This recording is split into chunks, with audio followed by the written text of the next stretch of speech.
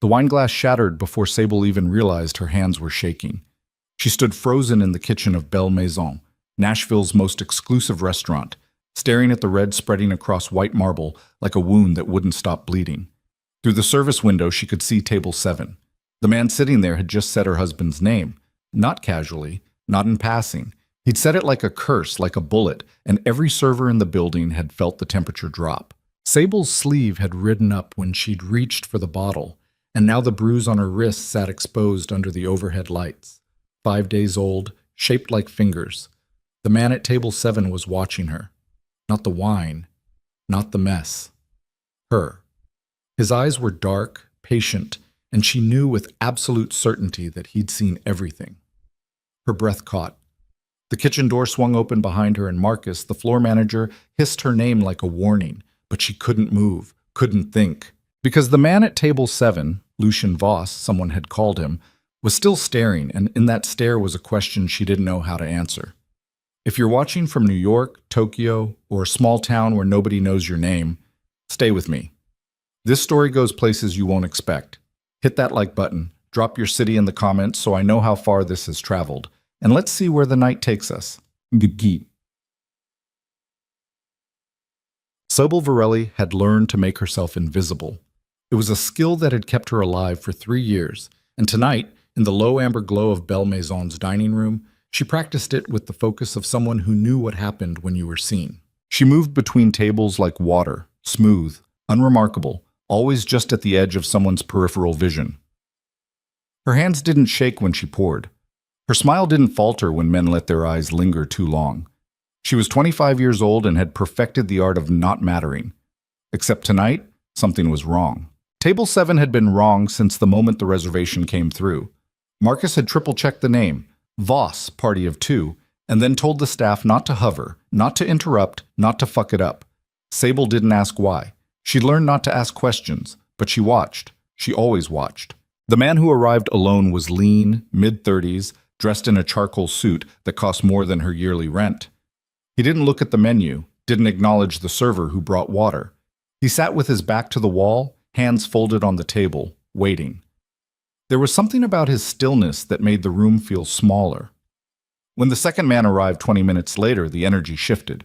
Sable was refilling wine at table 4 when she felt it, a tightening in the air, like the pressure drop before a storm. The second man was older, heavyset, with a face that had seen too many late nights and bad decisions. He slid into the booth across from Voss and immediately started talking, low and fast, his hands moving in tight, nervous gestures. Sable moved closer. Not obviously, just close enough. She'd been doing this for 8 months now. Adrian had trained her well. Listen, he'd said, just listen. You don't have to understand it all. Just remember names, faces, who sits with who. She hadn't understood why at first, thought maybe he was protective, paranoid about her safety. It wasn't until later, much later, that she realized he wasn't protecting her. He was using her. The older man's voice rose just slightly, and Sable caught a fragment. Can't keep covering for him, Lucien, not after what happened to Devereaux. Her hand stilled on the wine bottle. Devereaux. She knew that name. Adrian had mentioned it 2 weeks ago, late at night, pacing their apartment with his phone pressed to his ear. He'd been angry. No, worse than angry. Afraid. Sable forced herself to keep moving, to finish the pour, to smile at the couple at table 4 like she hadn't just heard something that made her skin go cold. She turned back toward the kitchen, but her eyes flicked to table 7 one more time. And that's when Lucien Voss looked directly at her. Not a glance, not a casual sweep of the room. He looked at her. His gaze was deliberate, surgical. It traveled from her face to her hands, still gripping the wine bottle too tightly, and then down to her wrists. She realized, with a sick lurch, that her sleeves had ridden up again. The bruises were visible, fresh ones, layered over old ones, a map of every time Adrian had lost his temper and decided she needed to remember who she belonged to. Voss's expression didn't change. He didn't react, but something in his eyes sharpened, and Sable felt it like a hook sinking into her chest. She turned and walked straight into the kitchen. Her heart was a fist pounding against her ribs. She set the wine bottle down with shaking hands and leaned against the stainless steel counter, trying to breathe. Marcus appeared at her elbow, his face tight with irritation. What the hell was that? Nothing, Sable said quickly. I just needed a second. You don't get a second. Not tonight. Marcus's voice dropped. Table 7 is not the table you fuck up on, Sable. Do you understand me? She nodded, but her mind was still on the way Voss had looked at her, like he'd read an entire story in the space between her wrist and her sleeve. Who is he? She asked. Marcus stared at her. Are you serious? I don't... Lucien Voss owns half the contracts in this city. Music, production, venues. If he wants someone gone, they're gone. If he wants someone's career to end, it ends. Marcus leaned in closer, his voice barely a whisper. And if you're smart, you'll pretend you didn't hear a goddamn thing at that table. Sable's stomach twisted. She nodded again, but the fear was already spreading through her like poison, because she had heard. And worse, Voss knew it. The rest of the shift passed in a blur. She avoided table 7, sent another server to handle their check, and kept her head down. By the time the kitchen closed and the last guests filtered out, she was so wound tight she thought she might snap. She changed in the staff bathroom, pulling on her jacket and checking her phone. 3 missed calls from Adrian. No messages, just calls. That was never good. Outside, the Nashville night was cool and damp, the kind of weather that clung to your skin. Sable walked quickly toward the parking garage, her keys already in her hand. She didn't hear the footsteps behind her until a voice cut through the silence. Sable! She spun around, heart in her throat. Lucien Voss stood 10 feet away, hands in his pockets, expression unreadable. He looked different outside the restaurant, less polished, more dangerous. Like the suit had been a disguise, and this was who he really was. I don't want any trouble, Sable said, her voice thin. Then we're on the same page. Voss didn't move closer. How long have you been feeding information to Adrian Cade? The question hit her like a slap. She opened her mouth, closed it, shook her head. I don't know what you're talking about. Yes, you do. His voice was calm, almost gentle. You've been listening, watching, reporting back. How long? Sable's hands were trembling now, and she hated it, hated that her body betrayed her before her mouth could even form a lie. I'm just a waitress. You're a lot more than that. Voss tilted his head slightly. And I think you know it. She wanted to run. Every instinct screamed at her to turn and bolt, but her legs wouldn't move. She was pinned there by his gaze, by the weight of everything she'd been pretending not to understand for months. Her voice cracked. I didn't know what it was for. He just told me to listen, to remember. And you did. It wasn't a question. It was a fact, and it sat between them like a stone. Voss took a step closer, and Sable flinched. He stopped immediately, raising his hand slightly in a gesture that might have been reassurance or warning. I'm not going to hurt you. Then what do you want? The truth. He paused. How much does Adrian tell you? Nothing. He doesn't tell me anything. He just asks questions. About who? Sable's throat tightened. She thought about the nights Adrian would come home late, pour himself a drink, and sit across from her with that look in his eyes. The one that said he was calculating, measuring, deciding. He'd ask about the restaurant, about the people she'd seen, about conversations she'd overheard. And she'd answer because the alternative was worse. Different people, she whispered. Producers, lawyers, artists. Lucien Voss? She closed her eyes. Yes. The silence that followed was suffocating. Sable waited for him to explode, to threaten her, to do whatever men like him did when they realized they'd been compromised. But when she opened her eyes, Voss was just watching her with that same unreadable expression. You didn't know, he said finally. It wasn't a question, but she answered anyway.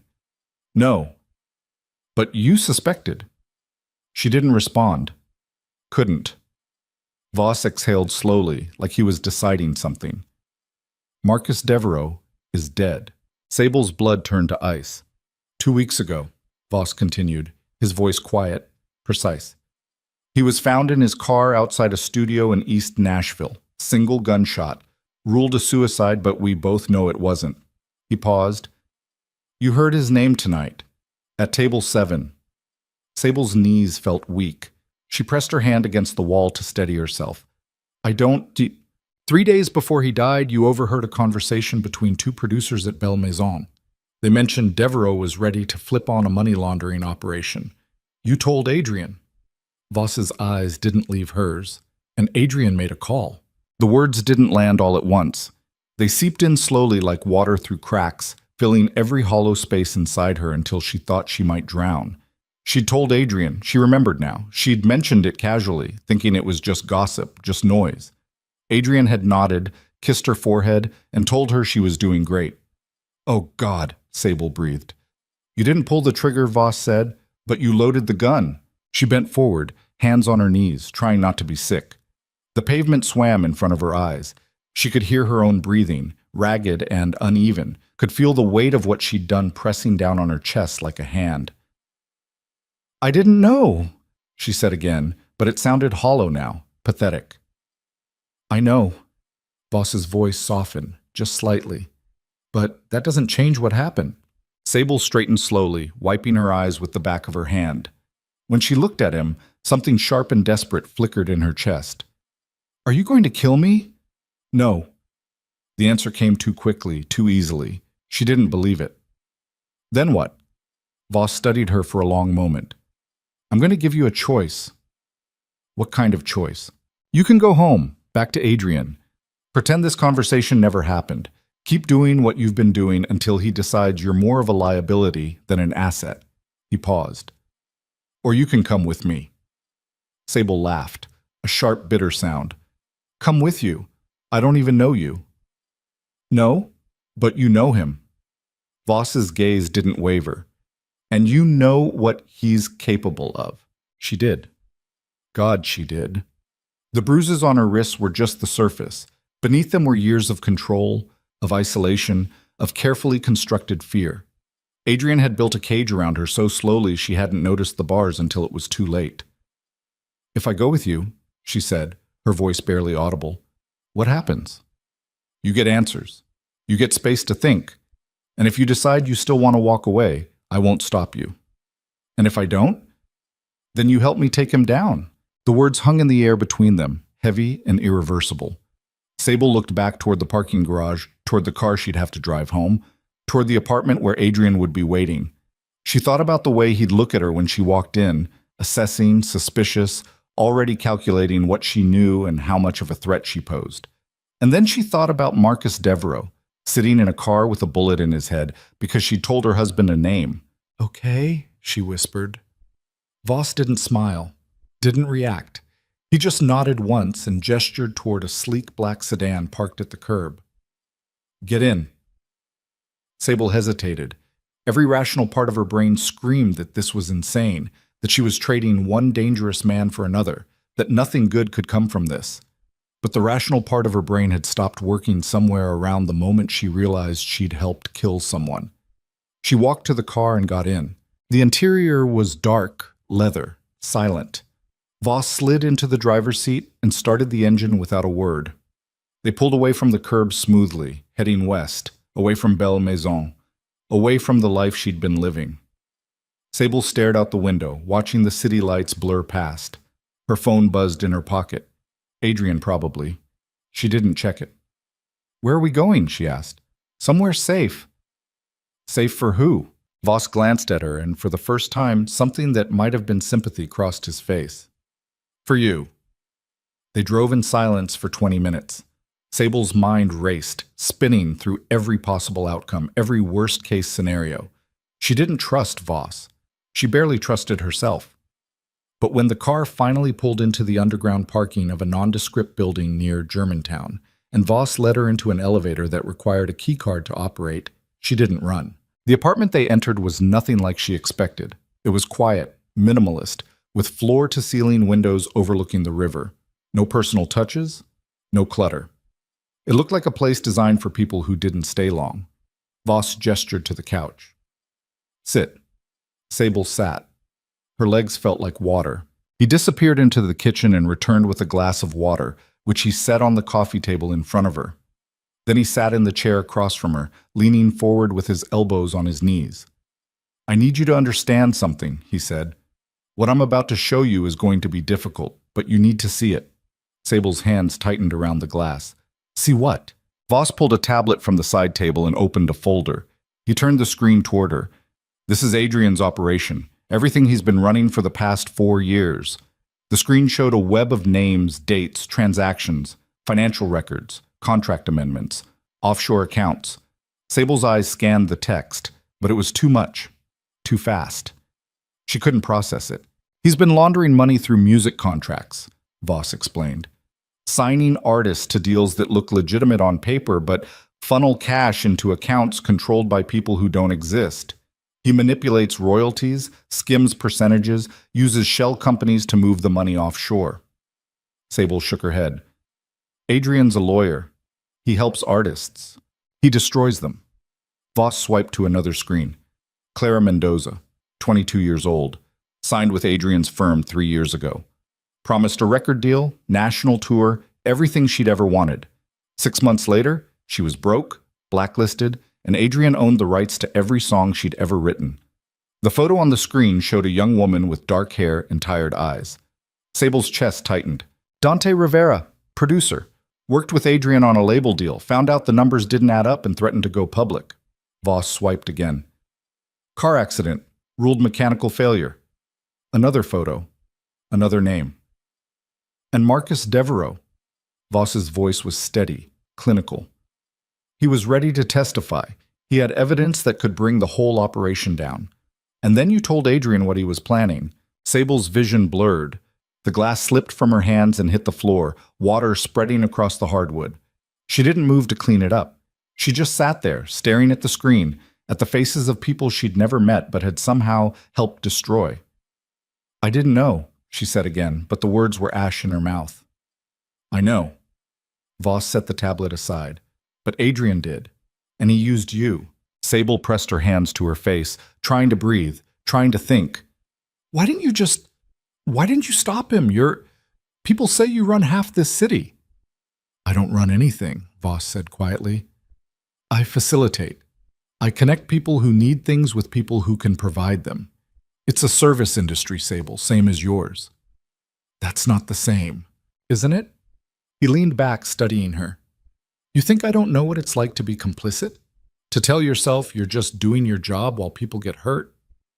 His expression hardened. I've spent 2 years trying to untangle Adrian's operation without tipping him off. And every time I got close, he moved, changed names, shifted accounts. He always knew when I was coming. Because I told him. Yes, the word was a blade. Sable felt it cut through every excuse, every justification she'd built to protect herself.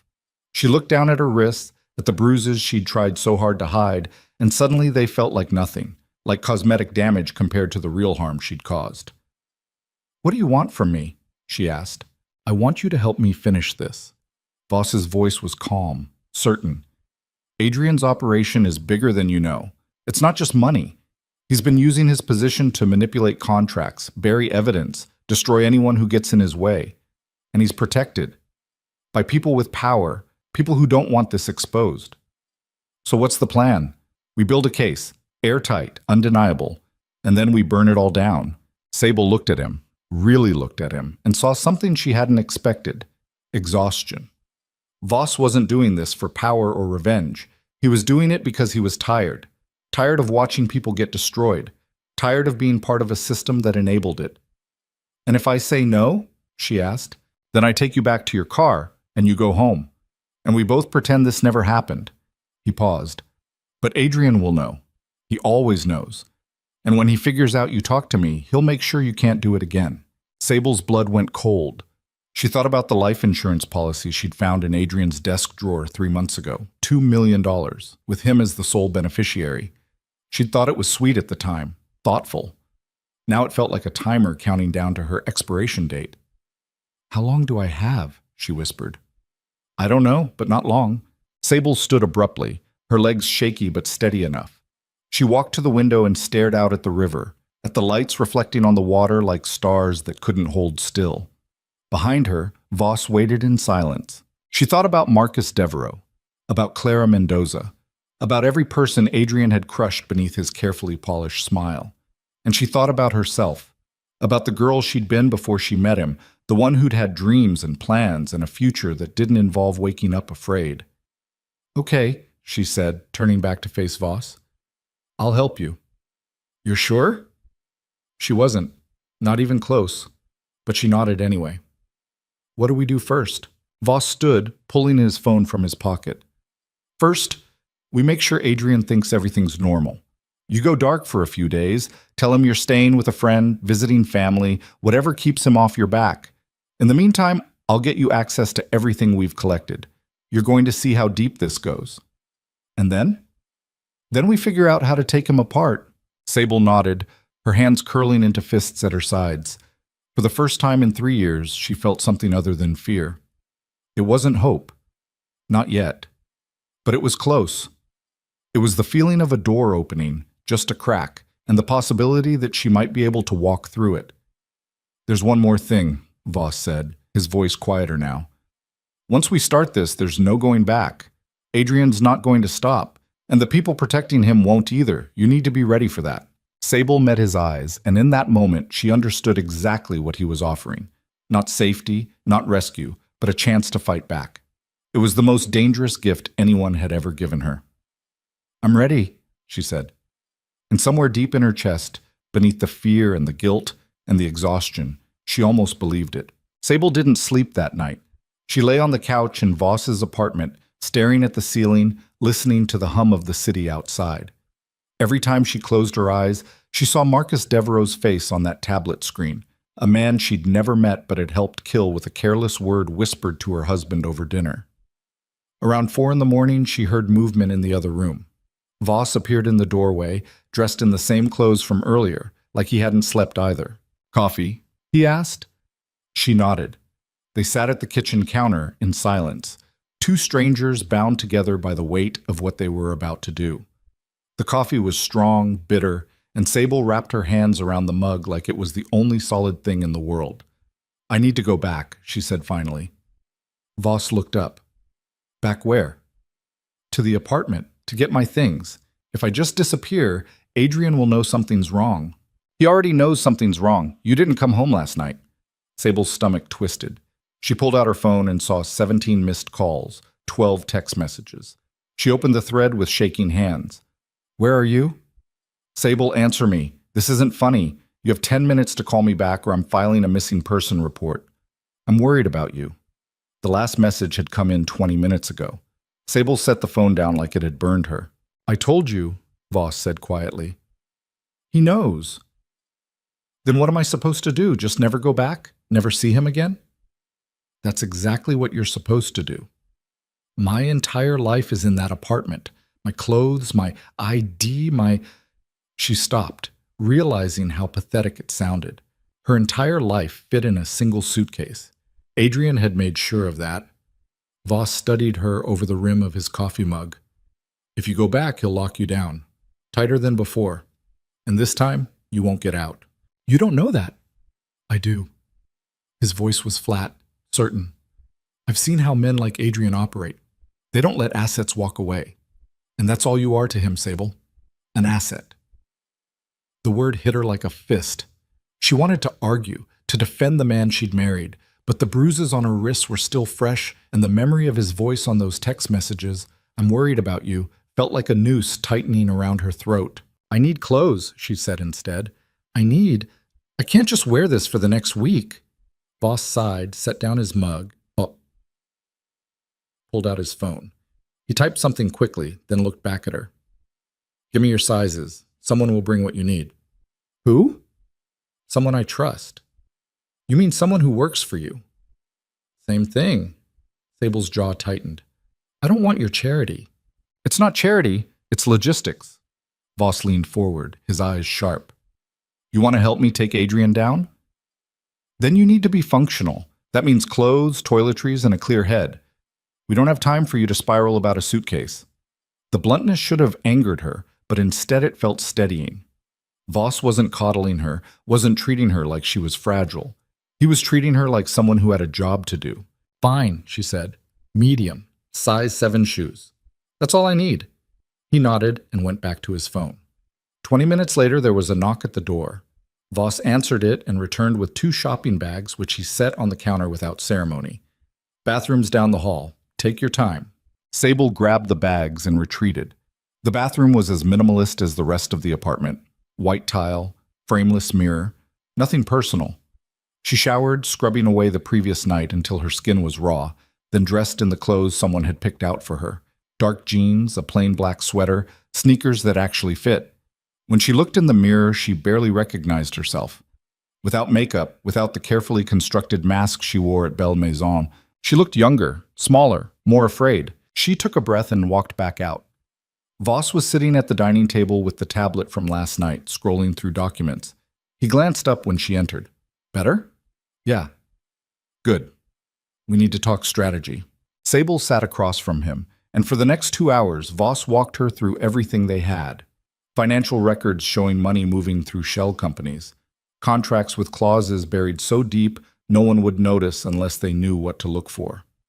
Emails between Adrian and people Sable had never heard of, producers, agents, fixers, all discussing problems that needed to be handled.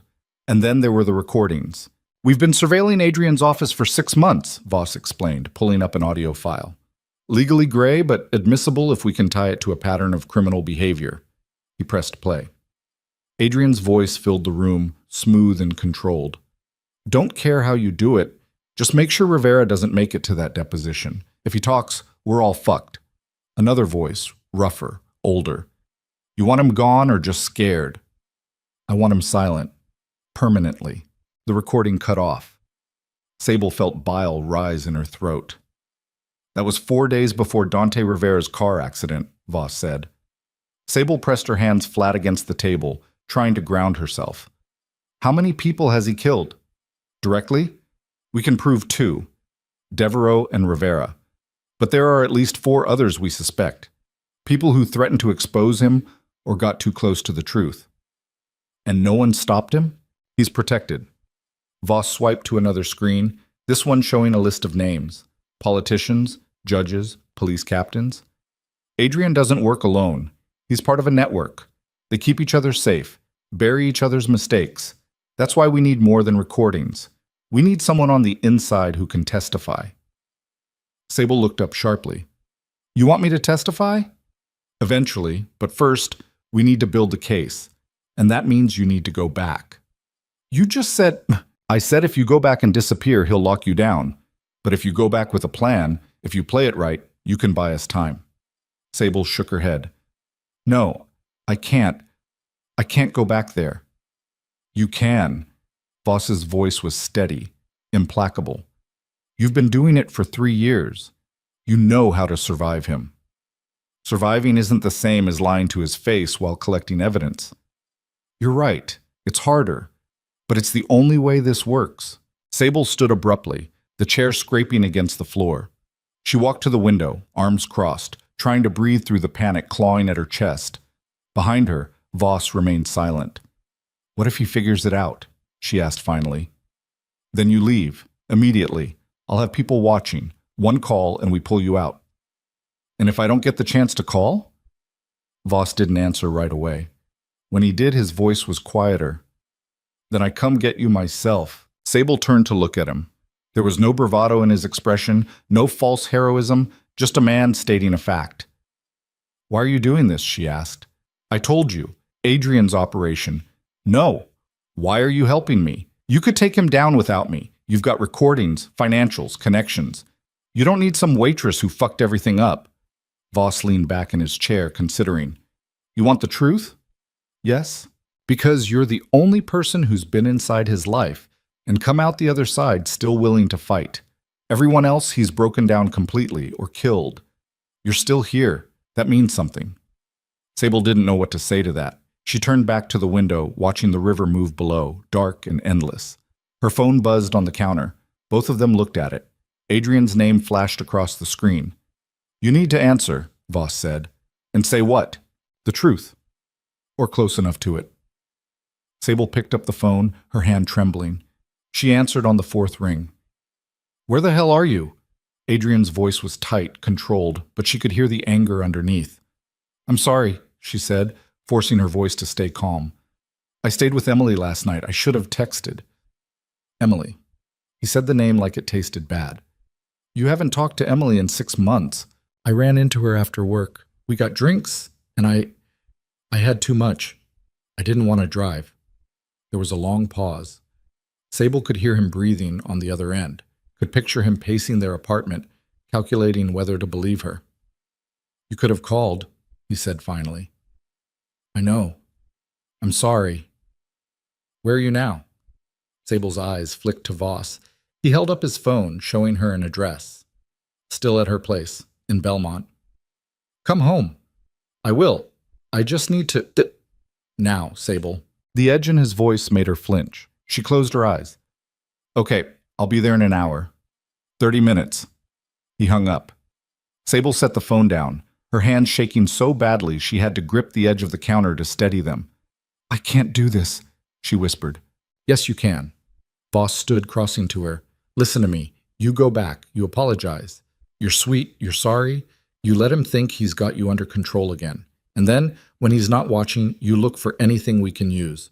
Documents, passwords, names we don't have yet. He'll know I'm lying. Probably, but he won't act on it right away. Men like Adrian don't burn their assets until they're absolutely sure. He'll watch you first, test you. And when he figures it out, you'll be gone before that happens. Sable wanted to believe him. She wanted to believe this could work, that she could walk back into that apartment and not lose herself completely. But standing here, looking at Voss's steady gaze, she realized something worse. She had to believe it, because the alternative was spending the rest of her life looking over her shoulder, waiting for Adrian to find her and finish what he'd started. Okay, she said. What do I look for? Voss pulled out a small device, no bigger than a USB drive. This is a data cloner. If you can get access to his laptop for 5 minutes, plug this in. It'll copy everything, emails, files, browsing history. 5 minutes? Adrian never leaves his laptop unattended. Then make him. Spill something. Start a fight. I don't care. Just get it done. Sable took the device, slipping it into her pocket. It felt impossibly heavy. There's one more thing. Voss's voice dropped. If you find anything about someone named Elliot Cross, I need to know immediately. Who's that? A fixer. Adrian uses him for the jobs he can't tie back to himself. If Cross is involved in anything current, it means Adrian's planning something big. Sable nodded, committing the name to memory. I'll drive you to Belmont, Voss said. You can call an Uber from there, make it look legitimate. Okay?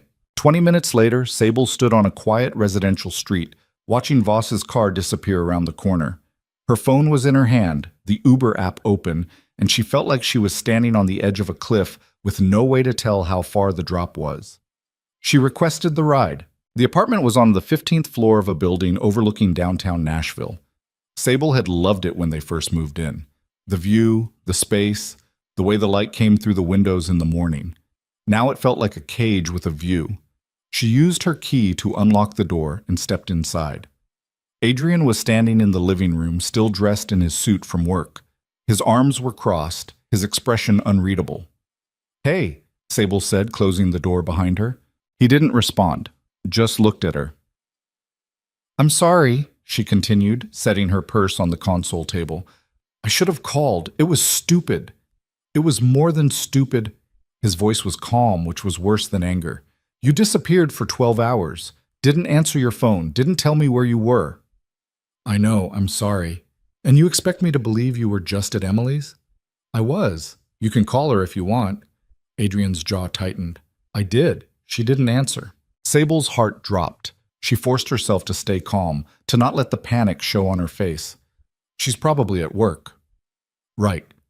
Adrian walked toward her slowly, deliberately. So let me get this straight. You ran into a friend you haven't seen in months, had too much to drink, and decided to stay over without telling your husband. That's your story? Yes. He stopped inches from her, close enough that she could smell his cologne, expensive, suffocating. You're lying. I'm not. His hand moved so fast she didn't see it coming. He grabbed her chin, forcing her to look at him. Don't insult me, Sable. I've been doing this too long. Doing what? Her voice came out smaller than she wanted. Reading people, finding out when they're hiding something. His grip tightened. Where were you really? I told you. Where? The pressure on her jaw was excruciating. Sable's eyes watered, but she didn't pull away.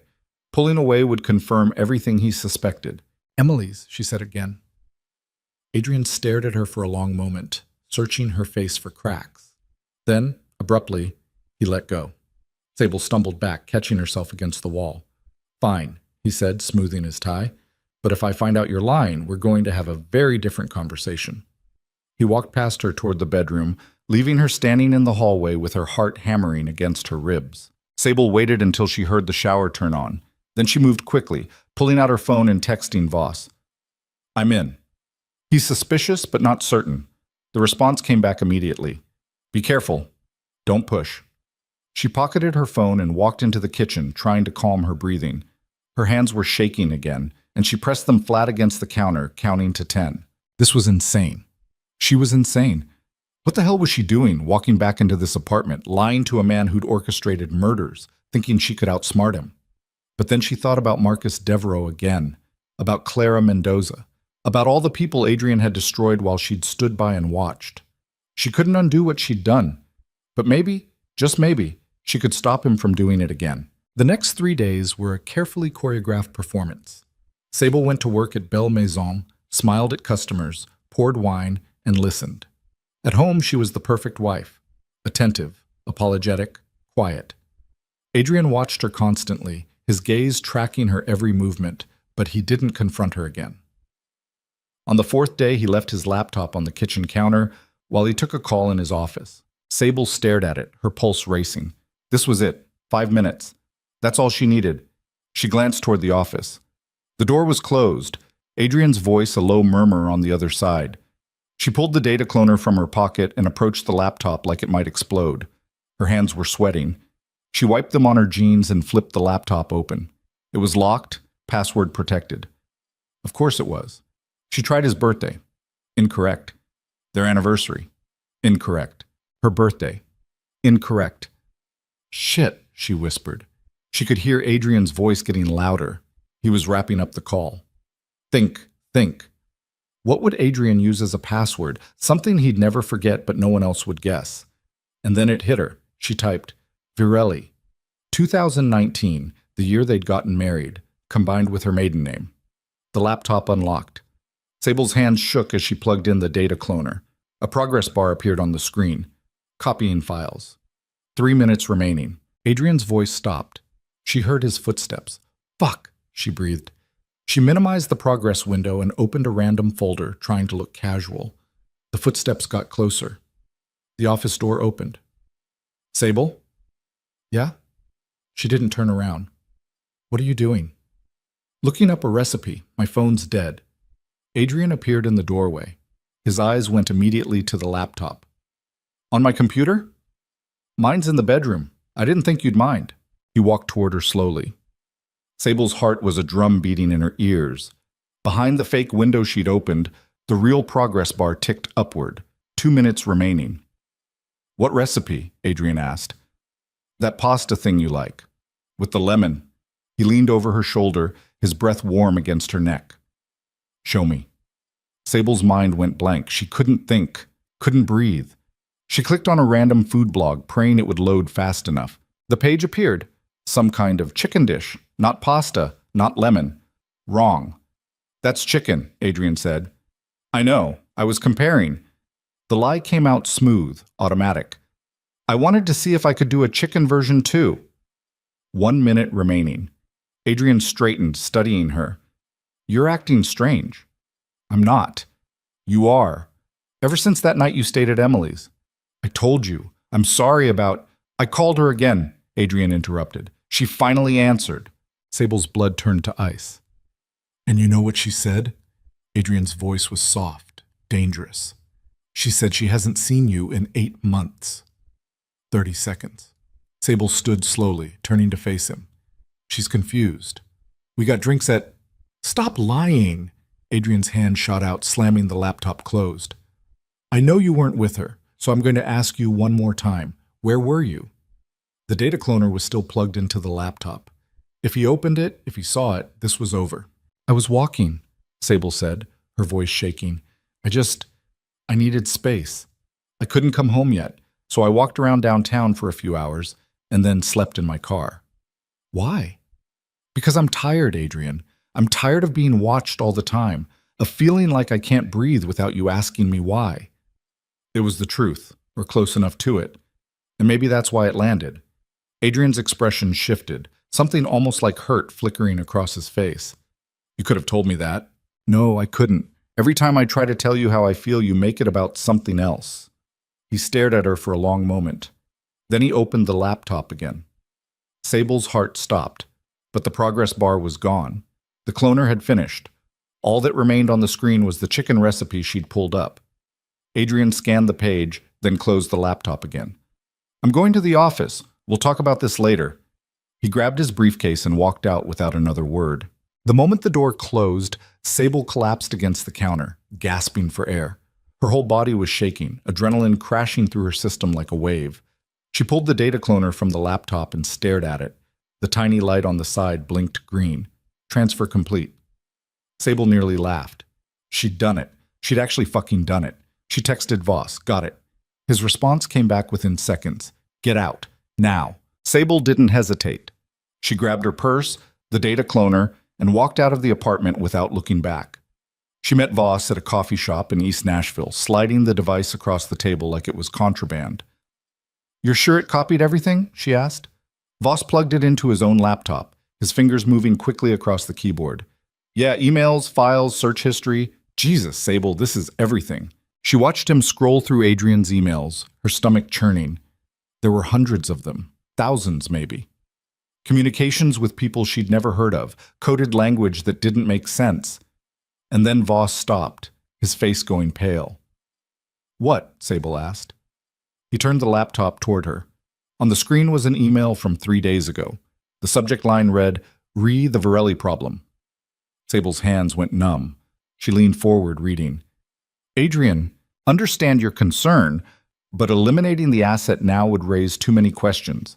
Suggest staged accident within the next 2 weeks. Make it look natural. Cross is standing by. M. Sable read it twice. 3 times. The words didn't change. He's going to kill me, she whispered. Voss closed the laptop. Not if we move first. 2 weeks. He's giving himself 2 weeks. Then we have less than that to finish this. Sable looked up at him, and for the first time she felt something crack inside her. The last fragile piece of the person she'd been before all of this. The girl who'd believed Adrian loved her. The girl who thought she could survive by staying small and quiet. That girl was gone. What do we need to do? She asked, and her voice was steady now, cold. Voss met her eyes. We go to war. Going to war turned out to mean sitting in a cramped office above a pawn shop in East Nashville, staring at computer screens until Sable's eyes burned and her back ached from the cheap chair Voss had given her. 3 days had passed since she'd walked out of the apartment. 3 days of combing through Adrian's emails, cross-referencing names with financial records, building a timeline of every deal, every threat, every body that had piled up in his wake. Voss worked across from her, barely speaking except to ask questions or point out connections she'd missed. There was a third person now, too, a woman named Maya Chen who'd shown up on day 2 with a laptop and an FBI credentials case that she set on the desk like a warning. I'm not officially here, Maya had said when Voss introduced them. As far as my bosses know, I'm on vacation, but I've been tracking Adrian Cade for 18 months, and if you two have what you say you have, I want in. Sable had looked at Voss, who'd nodded once. That was apparently all the vetting required. Now Maya sat to Sable's left, her fingers flying across the keyboard as she built what she called the framework, a prosecutable case that could survive the inevitable assault from Adrian's lawyers. We've got him on money laundering, Maya said, not looking up from her screen. Multiple counts. The contracts alone are enough to put him away for 15 years. But not for murder, Sable said. Maya glanced at her. No, not yet. The recordings are circumstantial. We need something concrete. A witness who can testify to direct involvement. What about Elliot Cross? Voss asked. He's a ghost. No address, no known associates, nothing in any database. If Cross exists, he's been scrubbed clean. Sable leaned back in her chair, rubbing her eyes. So we have financial crimes, but not the murders. That's not enough. It's enough to start, Maya said. Once Adrian's in custody, people will talk. They always do.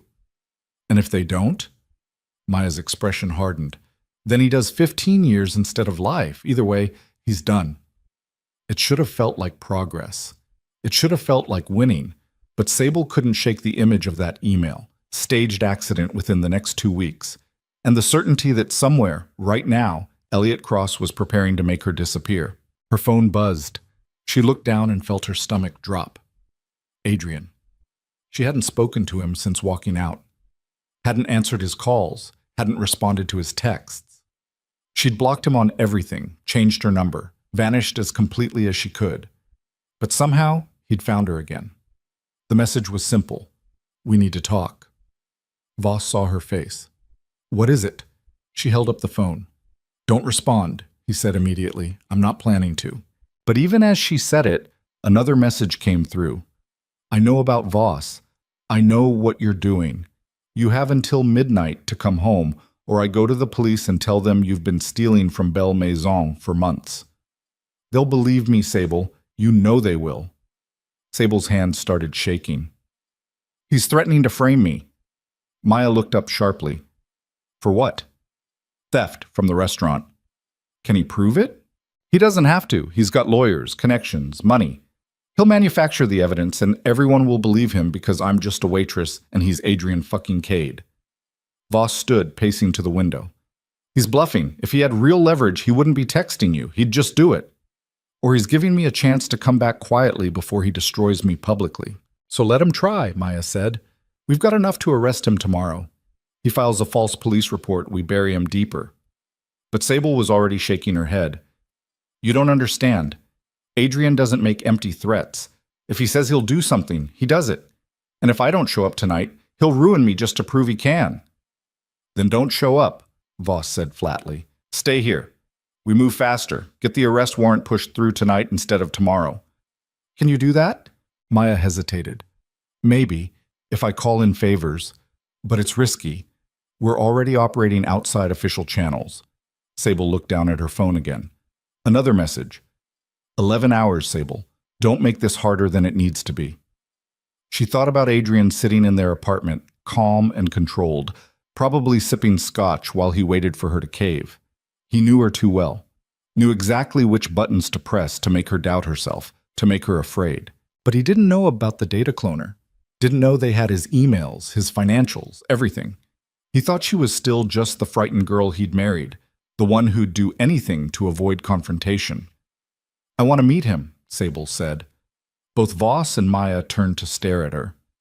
Absolutely not, Voss said. I'm serious. He wants to talk. Let's talk.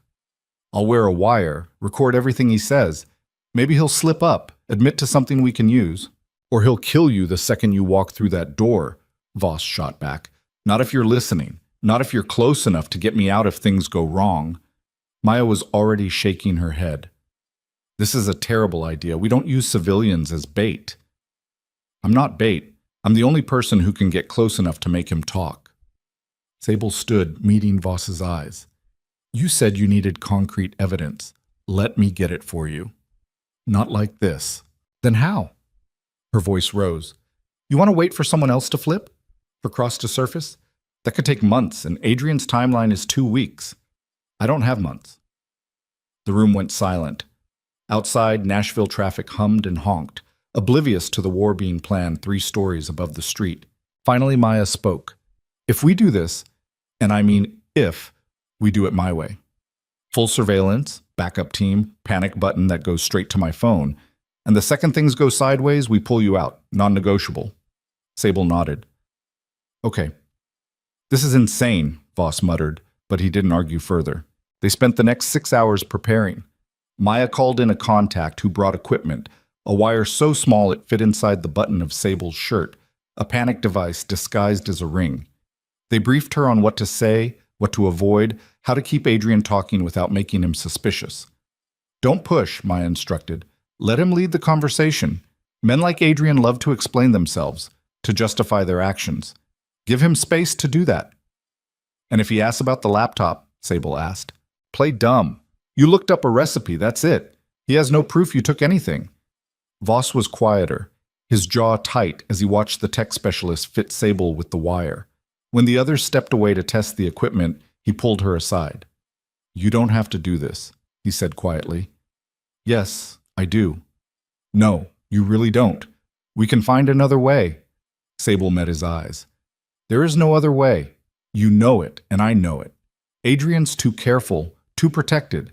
This is the only shot we have." Voss looked like he wanted to argue, but instead he just nodded.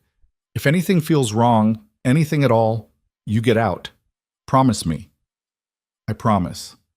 At 11:30, Sable stood outside her apartment building, staring up at the 15th floor.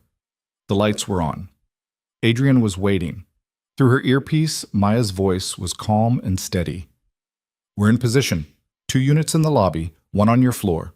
Voss is in the stairwell. You're not alone." Sable touched the ring on her finger, the panic button. One twist, and this whole thing would end. She walked inside. The elevator ride felt like descending into water, pressure building with each floor. When the doors opened on 15, she half expected to see Adrian standing there, but the hallway was empty. She walked to the door and used her key. Adrian was sitting on the couch, exactly as she'd pictured him. Scotch in hand, posture relaxed, like they were about to have a pleasant conversation about the weather. "You came," he said. "You didn't give me much choice." "There's always a choice, Sable. You just finally made the right one." He gestured to the chair across from him. "Sit." She sat, keeping her hands folded in her lap so they wouldn't shake. Adrian studied her for a long moment. "You look different. I haven't been sleeping well." "I imagine not. Guilty conscience will do that." Sable's pulse jumped, but she kept her face neutral. "Guilty of what?" "I think you know." "I really don't, Adrian. You sent me cryptic threats and demanded I come home, so here I am. What do you want?" He took a slow sip of his drink, then set the glass down with deliberate care. "I want to know who Lucien Voss is to you."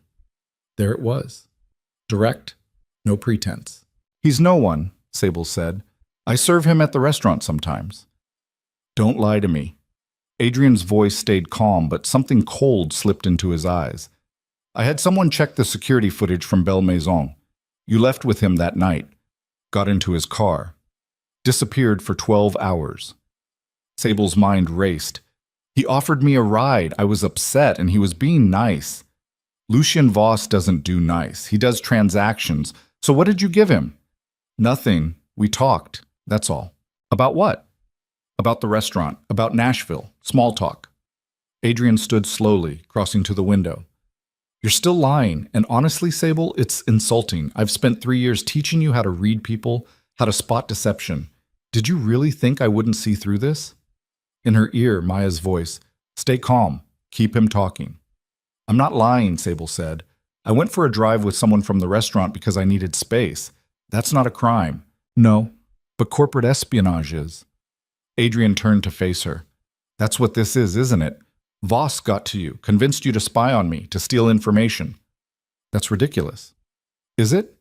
Because I've been thinking about that night you were on my laptop, the recipe you were supposedly looking up, and I started wondering, what if it wasn't about the recipe at all?" Sable's throat went dry. "I don't know what you mean." Adrian walked toward her slowly, each step measured. "I had my IT guy check the computer. He found something interesting, a program running in the background that day. A data transfer." The room tilted. Sable gripped the arms of the chair, trying to keep her breathing steady. "Someone copied my entire hard drive," Pshet, Adrian continued. "Every file, every email, every document, and the timestamp matches exactly when you were sitting at that computer." In her ear, "Sable, abort, get out now." But she couldn't move, couldn't speak, because Adrian was standing right in front of her now, close enough that she could see the fury barely contained beneath his calm exterior. "So I'm going to ask you one more time," he said softly. "What did you give Lucien Voss?" Sable's hand moved toward the ring, ready to twist it, but Adrian was faster. He grabbed her wrist, his grip crushing. "I don't think so." He ripped the ring off her finger and threw it across the room. Then he reached for her shirt, tearing the button free. The wire came with it, small and damning. Adrian held it up, his expression shifting from anger to something worse. Betrayal. "You wore a wire into our home. Adrian, you were going to record me, turn me into..." Who? The FBI? He laughed, sharp and bitter. Jesus Christ, Sable, I knew you were stupid, but this? The door burst open. Voss came through first, gun drawn, followed by 2 officers in tactical gear. They moved fast, professional, shouting for Adrian to get on the ground. But Adrian didn't move. He just looked at Sable, still holding the wire in his hand. You have no idea what you've done, he said quietly. Then he dropped the wire and raised his hands. The arrest happened quickly. They cuffed Adrian, read him his rights, led him toward the door. He didn't resist, didn't fight, just kept his eyes on Sable the entire time, until the officers finally forced him out into the hallway. Maya appeared in the doorway, her face tight. Are you hurt? Sable shook her head, but her whole body was trembling. Voss crossed to her, pulling her to her feet. It's over, he said. You did it. But Sable couldn't shake the look in Adrian's eyes. The certainty. The warning. We need to go, Maya said. Now. We'll debrief at the field office. They took her downstairs into an unmarked car. Sable sat in the back seat, staring out the window as they drove through Nashville. The city looked different now, smaller somehow. Or maybe she was just seeing it clearly for the first time. At the FBI field office, they put her in a conference room with coffee she didn't drink and questions she answered mechanically. What had Adrian said? What had he admitted to? Had he made any threats? She told them everything, but it felt hollow. Because Adrian hadn't admitted to anything. He'd been too smart for that. Even caught, even facing arrest, he'd given them nothing concrete. After 2 hours, Maya stepped out to make a call. Voss sat across from Sable, his expression unreadable. You okay? He asked. I don't know. You should be. This is what we wanted. Adrian's in custody. We've got the evidence. He's not getting out of this. But even as he said it, Sable could hear the doubt in his voice. Maya came back in, her face pale. She set her phone on the table. We have a problem. Voss straightened. What kind of problem? Adrian's lawyers just filed a motion claiming illegal search and seizure. They're arguing that the data on his laptop was obtained without a warrant, which makes it inadmissible. That's bullshit, Voss said. Sable had access to the apartment. It's not illegal if... She was acting as an agent of law enforcement, Maya interrupted, which means we needed a warrant, and we didn't have one. The words settled over the room like ash. Sable stared at Maya, trying to understand what she was saying. So what does that mean? She asked. Maya sat down heavily. It means every piece of evidence we pulled from that laptop could be thrown out. The emails, the financial records, the contracts, all of it. But we still have the recordings, Voss said, from his office, which are also legally questionable. We didn't have a warrant for those either. So what do we have? Maya was quiet for a long moment. Not enough. Without the laptop data, we can prove money laundering. Maybe. But the murders, the conspiracy, we've got nothing concrete. Sable felt the floor drop out from under her. You're saying he's going to walk. I'm saying his lawyers are good, really good, and they're going to tear apart every piece of evidence we have until there's nothing left. How long until he's released? 72 hours. Maybe less if the judge agrees with the motion. Sable stood abruptly, the chair scraping against the floor. No, that's not... We had him. We had everything. We had evidence obtained illegally, Maya said, and her voice was full of regret. I should have seen this coming, should have done this by the book. The book would have taken months. Adrian would have killed me by then. I know. But now he's going to walk, and when he does, he's going to come after all of us. Voss's jaw was tight. Then we don't let him walk. We find something else. Something clean. Like what? We've been through everything. There's nothing. There's always something. Voss turned to Sable. You lived with him for 3 years. Think. What are we missing? Sable's mind was spinning, searching desperately for anything, any detail she might have overlooked. And then, like a light cutting through fog, she remembered. The storage unit, she said. Both Maya and Voss looked at her. Adrian has a storage unit in East Nashville. He keeps boxes there, old files. He told me it was just junk from before we got married, but he goes there sometimes, late at night. Maya leaned forward. Do you know the address? No, but it'll be in his records somewhere. Rental agreements, payment history. If it's in his name, we can get a warrant, Maya said, already reaching for her phone. Storage units don't have the same privacy protections as a home. Voss was nodding. If he's keeping physical evidence there, documents, burner phones, anything, it could be clean, usable. How fast can you move on this? Sable asked. Maya was already dialing. Give me 2 hours. Those 2 hours felt like years. Sable paced the conference room while Voss made calls and Maya worked her contacts inside the bureau. They ordered food no one ate, drank coffee that went cold, waited for word that felt like it might never come. Finally, at 3 in the morning, Maya's phone rang. She answered, listened, then looked up with something that might have been hope. We've got the warrant. Let's go. The storage facility was on the outskirts of East Nashville, a squat concrete building surrounded by chain-link fence. They arrived in a convoy, Maya's car, 2 FBI vans, and a bolt cutter for the lock. Adrian's unit was on the second floor, number 237. Maya cut the lock while Voss and Sable stood back, watching. The door rolled up with a metallic screech. Inside were boxes, dozens of them, stacked floor to ceiling. Start documenting everything, Maya instructed her team. Photos first, then we open them one by one. The agents moved in with cameras and gloves. Sable stayed in the doorway, her heart pounding. The first box contained files, contracts, legal documents, nothing obviously incriminating. The second was the same. The third. And then one of the agents opened a box near the back and went very still. Agent Chen, he said quietly, you need to see this. Maya crossed to him. Sable watched her face go pale. What is it? Voss asked. Maya didn't answer. She just reached into the box and pulled out a phone, then another, and another. 7 burner phones, each tagged with a date. Bag them, Maya said, her voice shaking. All of them. But that wasn't all. In the box beneath the phones, they found something else. A ledger. Handwritten entries, dates and names and dollar amounts. And in the margins, notes in Adrian's handwriting. Devereaux. Handled. Cross-confirmed. Rivera, vehicle tampered. No witnesses. Mendoza, contract voided.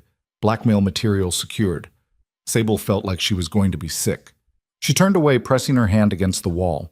This is it, Maya said, and her voice was full of something Sable hadn't heard before. Certainty.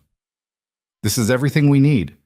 They processed the storage unit for 3 more hours, documenting every box, every file, every piece of evidence that Adrian had been stupid enough or arrogant enough to keep. By the time the sun came up, they had enough to bury him 10 times over. Maya drove Sable back to Voss's apartment. No one spoke. There was nothing left to say. When they arrived, Voss walked Sable to the door. You should try to sleep, he said. I don't think I can. Try anyway. This is going to get worse before it gets better. Sable looked at him, seeing the exhaustion in his face that probably mirrored her own. Do you think he knew that we'd find the storage unit? I don't know, maybe. Adrian's always 3 steps ahead. Then why keep the evidence? Insurance, leverage, or maybe he just got sloppy. Voss shrugged. Either way, it doesn't matter now. We've got him. But later, lying on the couch as dawn light filtered through the windows, Sable couldn't shake the feeling that something was wrong, that they'd missed something, that Adrian's warning, you have no idea what you've done, meant more than just empty threats. Her phone buzzed. Unknown number. She almost didn't answer, but something made her pick up. Hello? The voice on the other end was unfamiliar. Male, calm, professional. Sable Varelli? Who is this? My name is Elliot Cross. I believe your husband mentioned me. Sable's blood turned to ice. She sat up, her hand shaking so badly she almost dropped the phone. I'm calling as a courtesy, Cross continued, to let you know that Mr. Cade has activated a contingency plan. I've been authorized to proceed with our original arrangement. What arrangement? The one involving your accident. He said it so casually, like he was discussing the weather. I wanted to give you a chance to reconsider your cooperation with law enforcement. If you withdraw your statement and destroy the evidence you've collected, Mr. Cade is willing to call this off. He's in custody. He can't... Mr. Cade has resources you can't imagine, Mrs. Varelli. Prison is temporary. But what I do is permanent. Sable's mind raced. If you touch me, the FBI... The FBI can't protect you. Not from me. Not from what's coming. Cross paused. You have 24 hours to decide. After that, the original timeline resumes, and I promise you, it won't be pleasant." The line went dead. Sable sat there, staring at the phone, her entire body numb. Then she stood and walked to where Voss was sleeping in the bedroom. She knocked on the door. "We have a problem." When she told him about the call, Voss's expression went dark. He immediately called Maya, who arrived 30 minutes later looking like she hadn't slept either. "Cross is a professional," Maya said grimly. "If Adrian activated him, he's not bluffing. We need to move you to a safe house immediately." "For how long?" "Until this is over. Until Adrian's convicted and Cross has no reason to come after you. That could be months." "I know."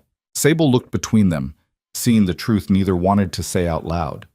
Even with all the evidence they'd found, even with Adrian in custody, he still had power, still had reach, and he was willing to use it to destroy anyone who stood against him. "There has to be another way," she said. "There isn't," Voss said flatly. "You go into protection, or you die. Those are the options." Sable walked to the window, staring out at Nashville one more time, the city she'd tried so hard to survive in, the city that had nearly killed her. And then, standing there with the morning light washing over her face, she made a decision. "No," she said quietly. Maya and Voss exchanged glances. "No what?" Maya asked. Sable turned to face them. "I'm not hiding. I'm not spending the rest of my life looking over my shoulder waiting for some killer to decide I'm worth the trouble. If Adrian wants a war, then let's finish it." "Sable, I mean it. We have the evidence. We have his ledger, his phones, everything. So let's use it. Let's make this so public, so undeniable, that even Cross won't be able to touch me without bringing down everyone connected to Adrian." Voss was already shaking his head. "That's suicide." "No. Hiding is suicide. At least this way, I go out fighting." Maya looked at her for a long moment, then slowly nodded. "What did you have in mind?" And for the first time since this whole nightmare began, Sable smiled. It wasn't a happy smile. It was the smile of someone who'd finally stopped running and decided to stand her ground.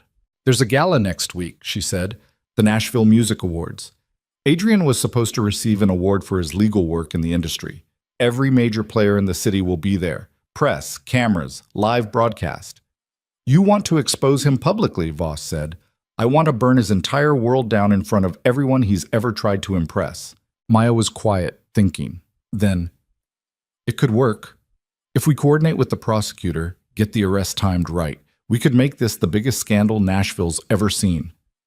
And if Cross comes after me, then we'll be ready for him too." Sable looked at both of them, these two people who'd risked everything to help her, and felt something shift inside her chest. Not hope. Not yet. But something close to it. The feeling of taking control of her own story for the first time in 3 years. "Okay," she said. "Let's do it." Outside, the sun continued to rise over Nashville, indifferent to the war being declared in a small apartment above the city.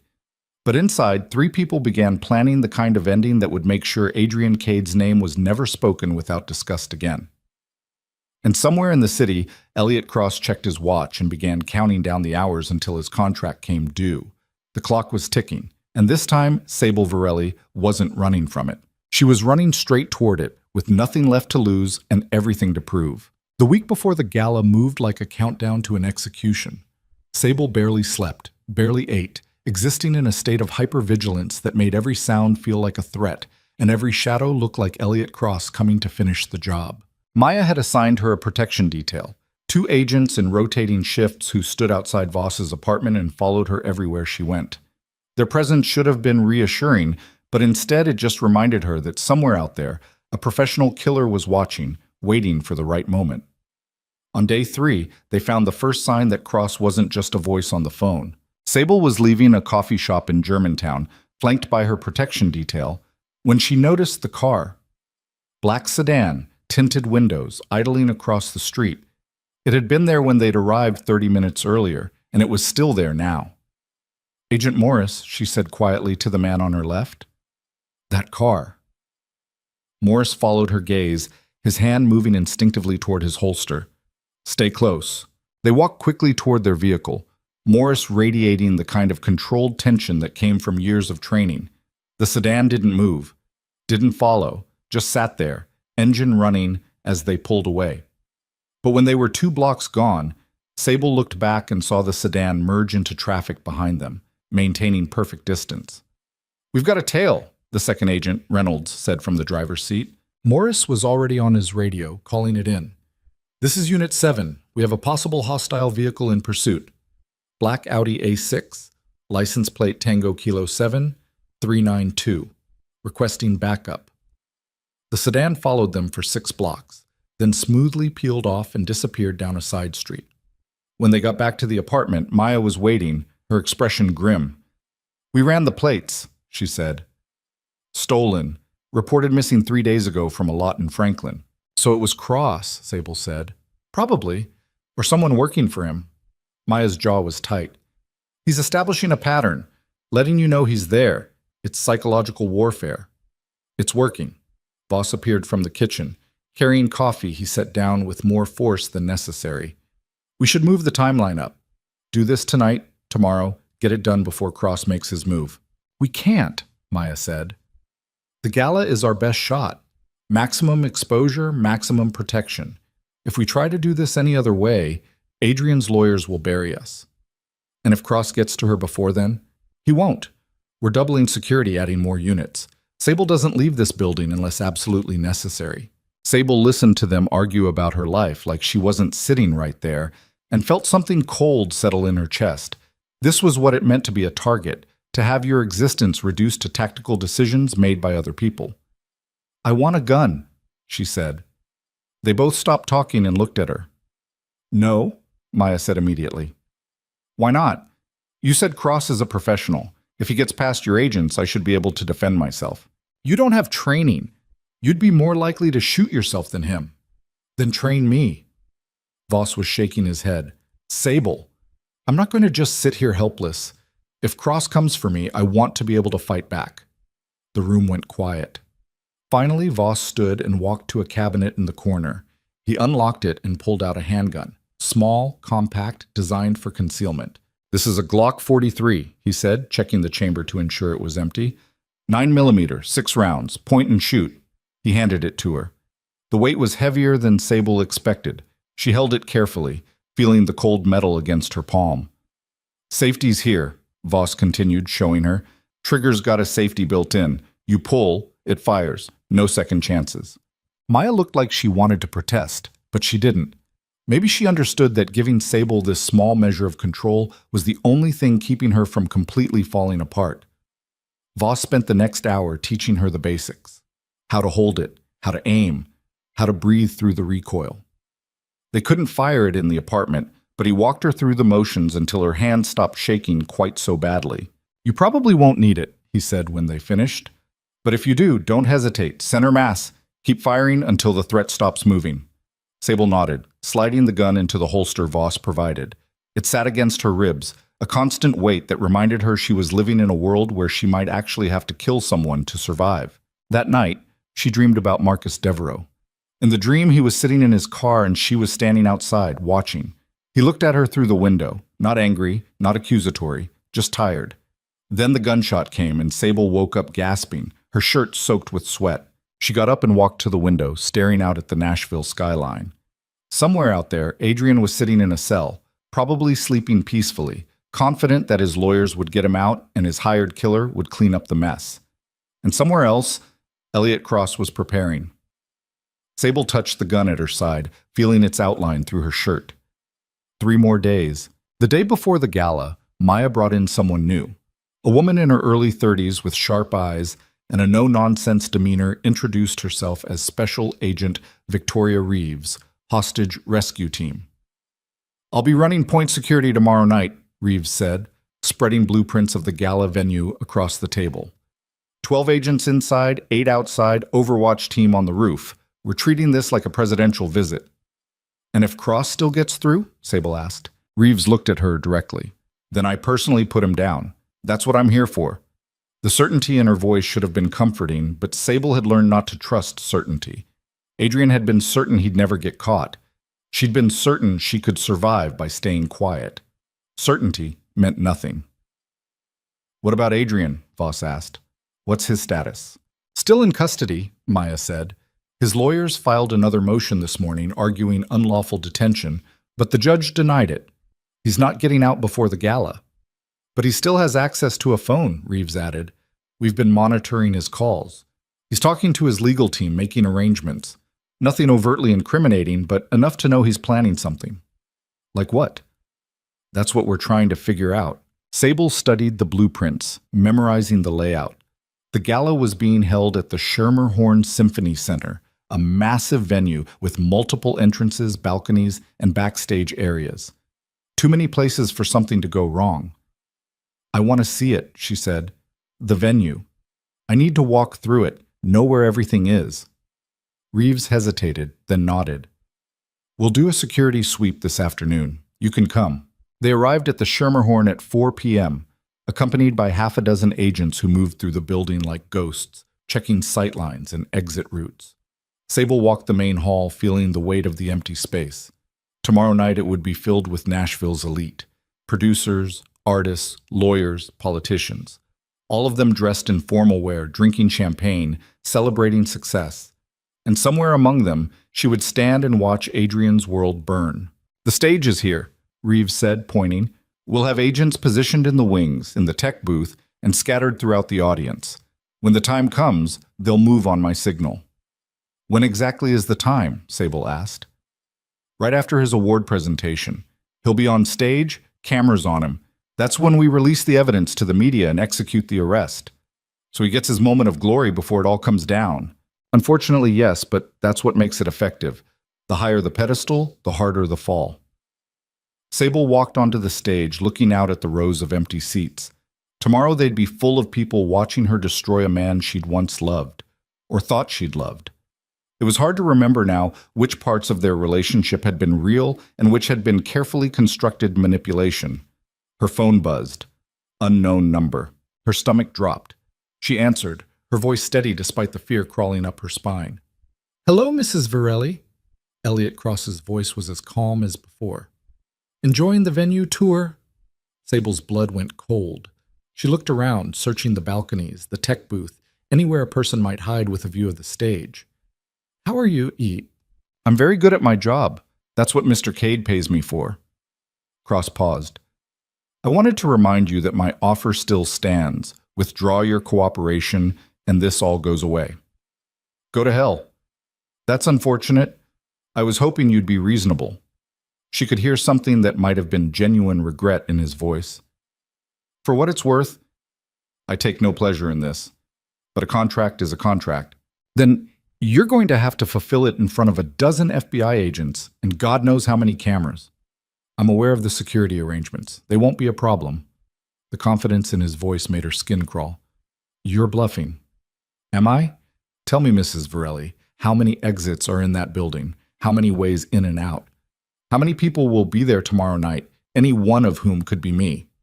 He let the questions hang. Your protection detail is good, but I'm better. We'll see. Yes, we will. Cross paused. One more thing. There's someone you should know about, someone close to your investigation who's been feeding information to Mr. Cade. I thought you'd want to know that before tomorrow. Sable's throat tightened. Who? If I told you, where would be the fun in that? But I promise you'll figure it out, probably right before it's too late. He sounded almost amused. Good luck tomorrow, Mrs. Varelli. You're going to need it. The line went dead. Sable stood there, phone in hand, her mind racing. Someone on the inside was working for Adrian, someone close to the investigation. She turned to find Reeves watching her from the wings. Everything okay? That was Cross. Reeves's expression hardened. What did he say? That he knows about the security arrangements, and that someone on our team is feeding information to Adrian. That's bullshit. Everyone here has been vetted. Maybe, but he knew I was here. Right now, in this building. Sable walked toward her. How did he know that? Reeves pulled out her radio. All units, report in. I need a full security sweep of this venue, and I need it 5 minutes ago. The agents moved quickly, spreading throughout the building. Sable stood on the stage watching them work, trying to process what Cross had told her. Someone close to the investigation. Someone she'd been working with for days. Voss appeared at her side. What's going on? Cross called. He said someone's been feeding Adrian information. Voss's jaw tightened. Did he say who? No. But he wanted me to know, wanted me to start doubting everyone around me. That's the point. He's trying to fracture our trust, make us paranoid. Well, it's working. They stood in silence, watching the agent search. After 20 minutes, Reeves returned, shaking her head. Buildings clear, no signs of surveillance equipment, no unauthorized access. Then how did he know? He could have been watching from outside, could have hacked into security cameras, or… Reeves hesitated. Or what? Or he's telling the truth about having someone on the inside.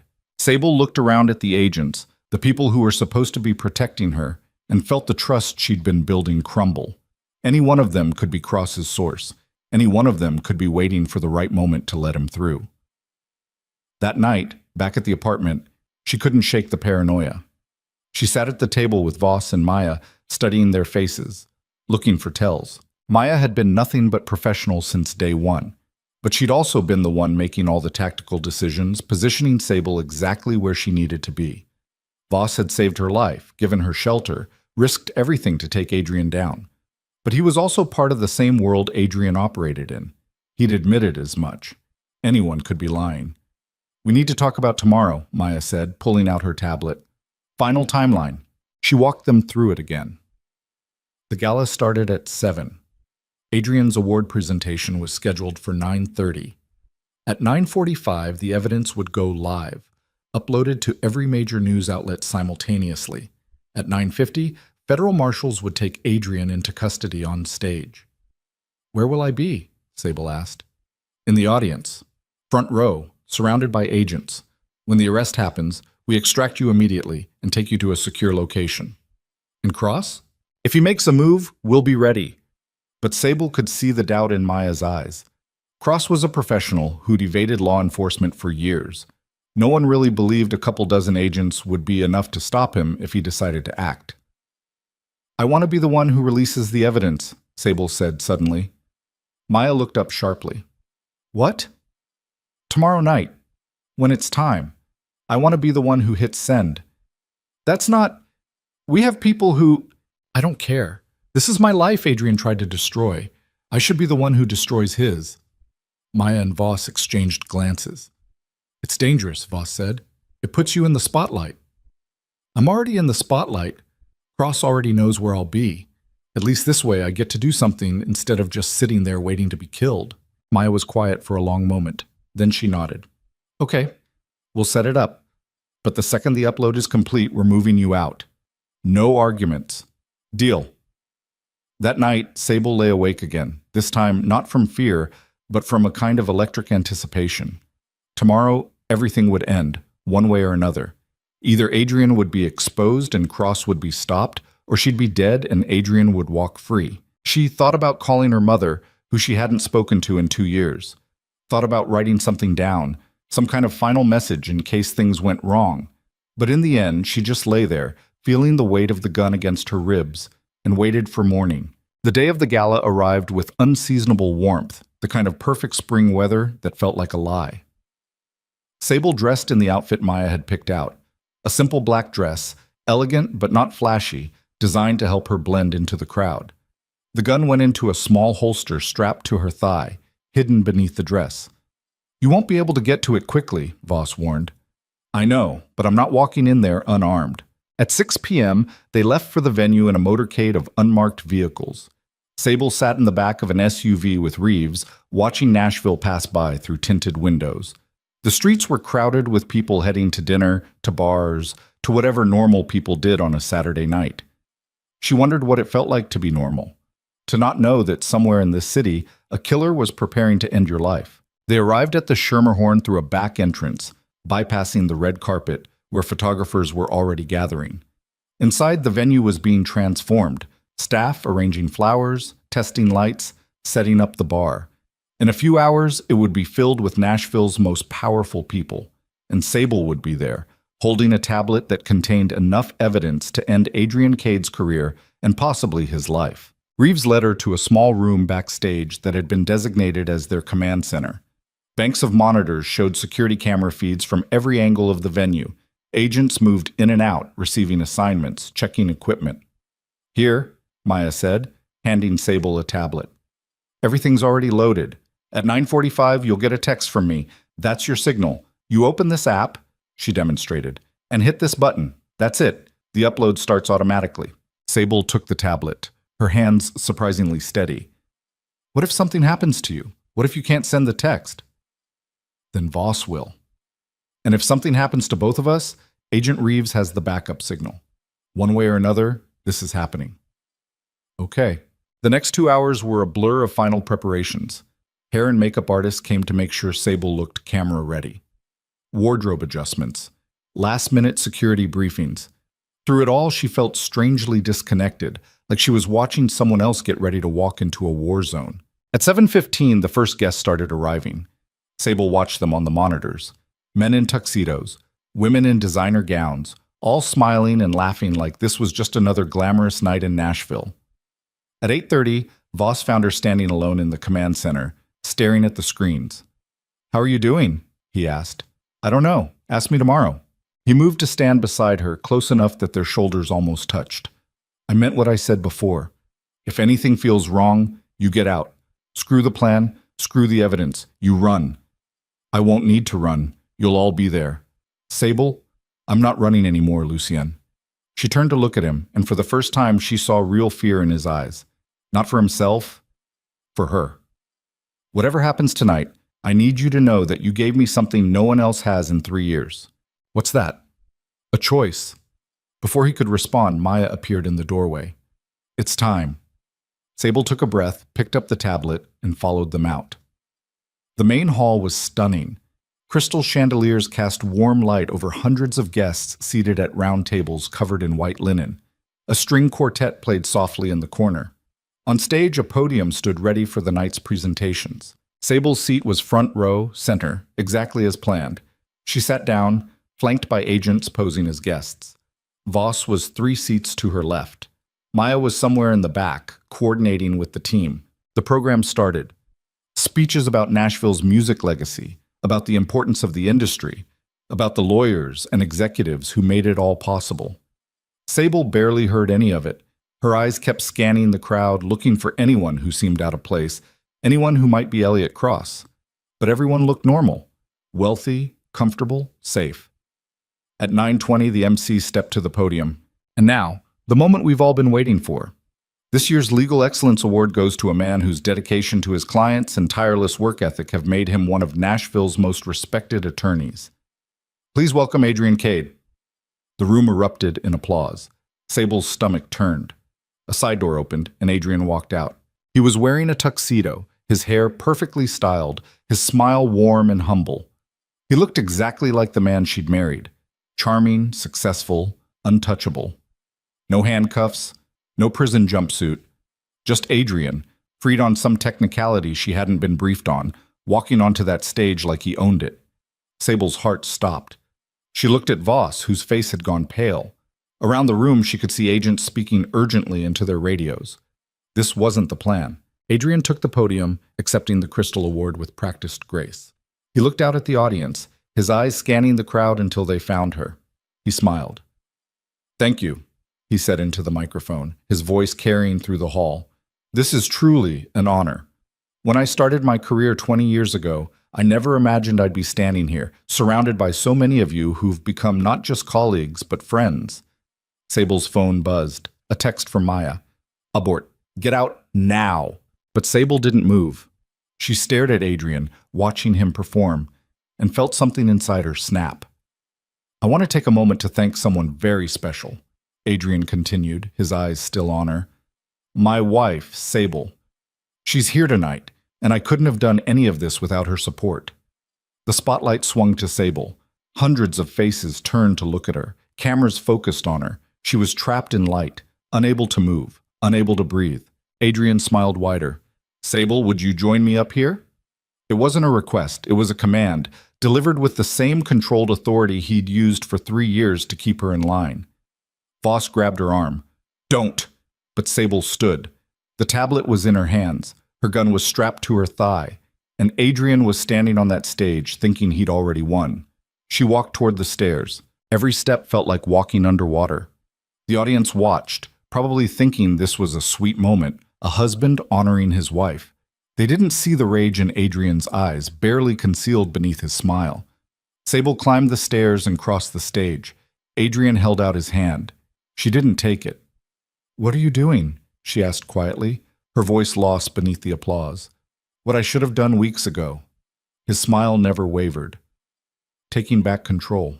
You're supposed to be in custody. Emergency appeal. Granted an hour ago. Turns out unlawfully obtained evidence really is inadmissible." He leaned closer, his voice dropping to a whisper only she could hear. "Did you really think you could beat me?" Sable's hand tightened on the tablet. Around her, she could sense the agents moving, trying to reposition, but they were trapped by the crowd, by the cameras, by the need to not cause a scene. Adrian took the microphone again. "I have a confession to make. My wife and I have been going through a difficult time. She's been struggling with some personal issues, making accusations that simply aren't true. And tonight, I think it's time we address that publicly." Sable's blood ran cold. He was going to do it. He was going to destroy her credibility in front of everyone, paint her as unstable, unreliable. By the time he was done, no one would believe a word she said. "Adrian, don't." Oh. Sable's been working with some people who convinced her that I'm involved in criminal activity, money laundering, even murder. He said it with a sad shake of his head, like it pained him to admit. "She's been manipulated by individuals with their own agenda, and as much as it breaks my heart, I can't let her continue down this path." The room had gone quiet. Every eye was on them. Sable felt the weight of the tablet in her hands. 9:45. That was the timeline. But it was only 9:32. 13 minutes too early. She looked out at the audience and found Voss. He was staring at her, his expression stricken. He shook his head slightly. "Don't do it." But Adrian was still talking, still dismantling her piece by piece. "I hope everyone here can forgive her. She's not well. She needs help, and I'm going to make sure she gets it." The implication was clear. Psychiatric hold, institutionalization. A legal cage he'd build around her that would be even harder to escape than the physical one. Sable's finger hovered over the button on the tablet. 13 minutes early. The upload might not work right. The media might not be ready. The whole plan could fall apart. But if she waited, if she let Adrian finish the speech, it wouldn't matter. He'd already be painting her as crazy, and nothing she said would change that narrative. She looked at Adrian, at his confident smile, at the award in his hand that represented everything he'd built on the backs of people he'd destroyed. And she pressed the button. For a moment, nothing happened. Then screens throughout the venue flickered. The feed that had been showing the stage switched to something else. Financial records, emails, the ledger from the storage unit. Adrian's smile faltered. On every screen, his crimes played out in high definition. The audience gasped. People pulled out their phones. The cameras that had been focused on the stage swung toward the monitors, and Adrian's carefully constructed empire began to crack. "What did you do?" he whispered. Sable met his eyes. "I made a choice." That's when she heard the gunshot. The sound ripped through the hall, impossibly loud, followed immediately by screaming. People dove under tables, agents drew weapons. The lights went out, plunging the venue into chaos. Sable dropped to the stage floor, her ears ringing. She couldn't see anything in the darkness, couldn't tell where the shot had come from. Then hands grabbed her strong, pulling her backward. She tried to fight, but whoever had her was stronger. "It's me," Voss's voice in her ear. "Stay down." He dragged her off the stage into the wings, pressing her against the wall. Around them, she could hear shouting, more shots, the sound of hundreds of people trying to escape at once. "Where's Adrian?" she gasped. "I don't know. Reeves has agents sweeping the building." Emergency lights flickered on, casting everything in red. Sable could see the stage from where they crouched. The podium was empty. Adrian was gone. "Cross is here," she said. "I know." He said someone on the inside. Another shot. This one closer. Voss pushed Sable behind him, his own gun drawn. A figure appeared in the doorway. Agent Reynolds, one of her protection detail. He was bleeding from his shoulder, his gun hanging loose in his hand. "They're everywhere," he said, his voice ragged. "Cross brought a team. They're hunting for her." "How many?" Voss demanded. At least 4. Maybe more. They hit the command center first, took out our communications. Sable's mind raced. A team. Cross hadn't come alone. He'd brought enough people to cut through FBI security like it was nothing. "We need to move," Voss said. "Get her out of the building." Reynolds nodded, but as he stepped forward, Sable saw something. A small movement, barely perceptible, his left hand dropping to his belt. "Voss," she started.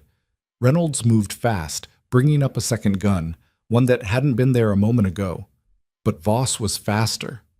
His shot caught Reynolds' center mass, dropping him instantly. Sable stared at the body, her mind struggling to process what had just happened. "He was the leak," Voss said quietly. "Cross's inside man." Before Sable could respond, the door behind them burst open. 2 figures in tactical gear stormed through, weapons raised.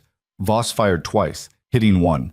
The second got off a shot that went wide, and then Voss was on him, the 2 men grappling in the narrow corridor. Sable scrambled backward, reaching for the gun strapped to her thigh. Her fingers were clumsy with adrenaline, but she got it free, holding it in both hands the way Voss had taught her. The tactical operative got Voss in a headlock. Sable raised the gun, trying to find a clear shot, but they were moving too fast, too close together. "Shoot him!" Voss choked out. Sable's hand shook. She couldn't. She'd never...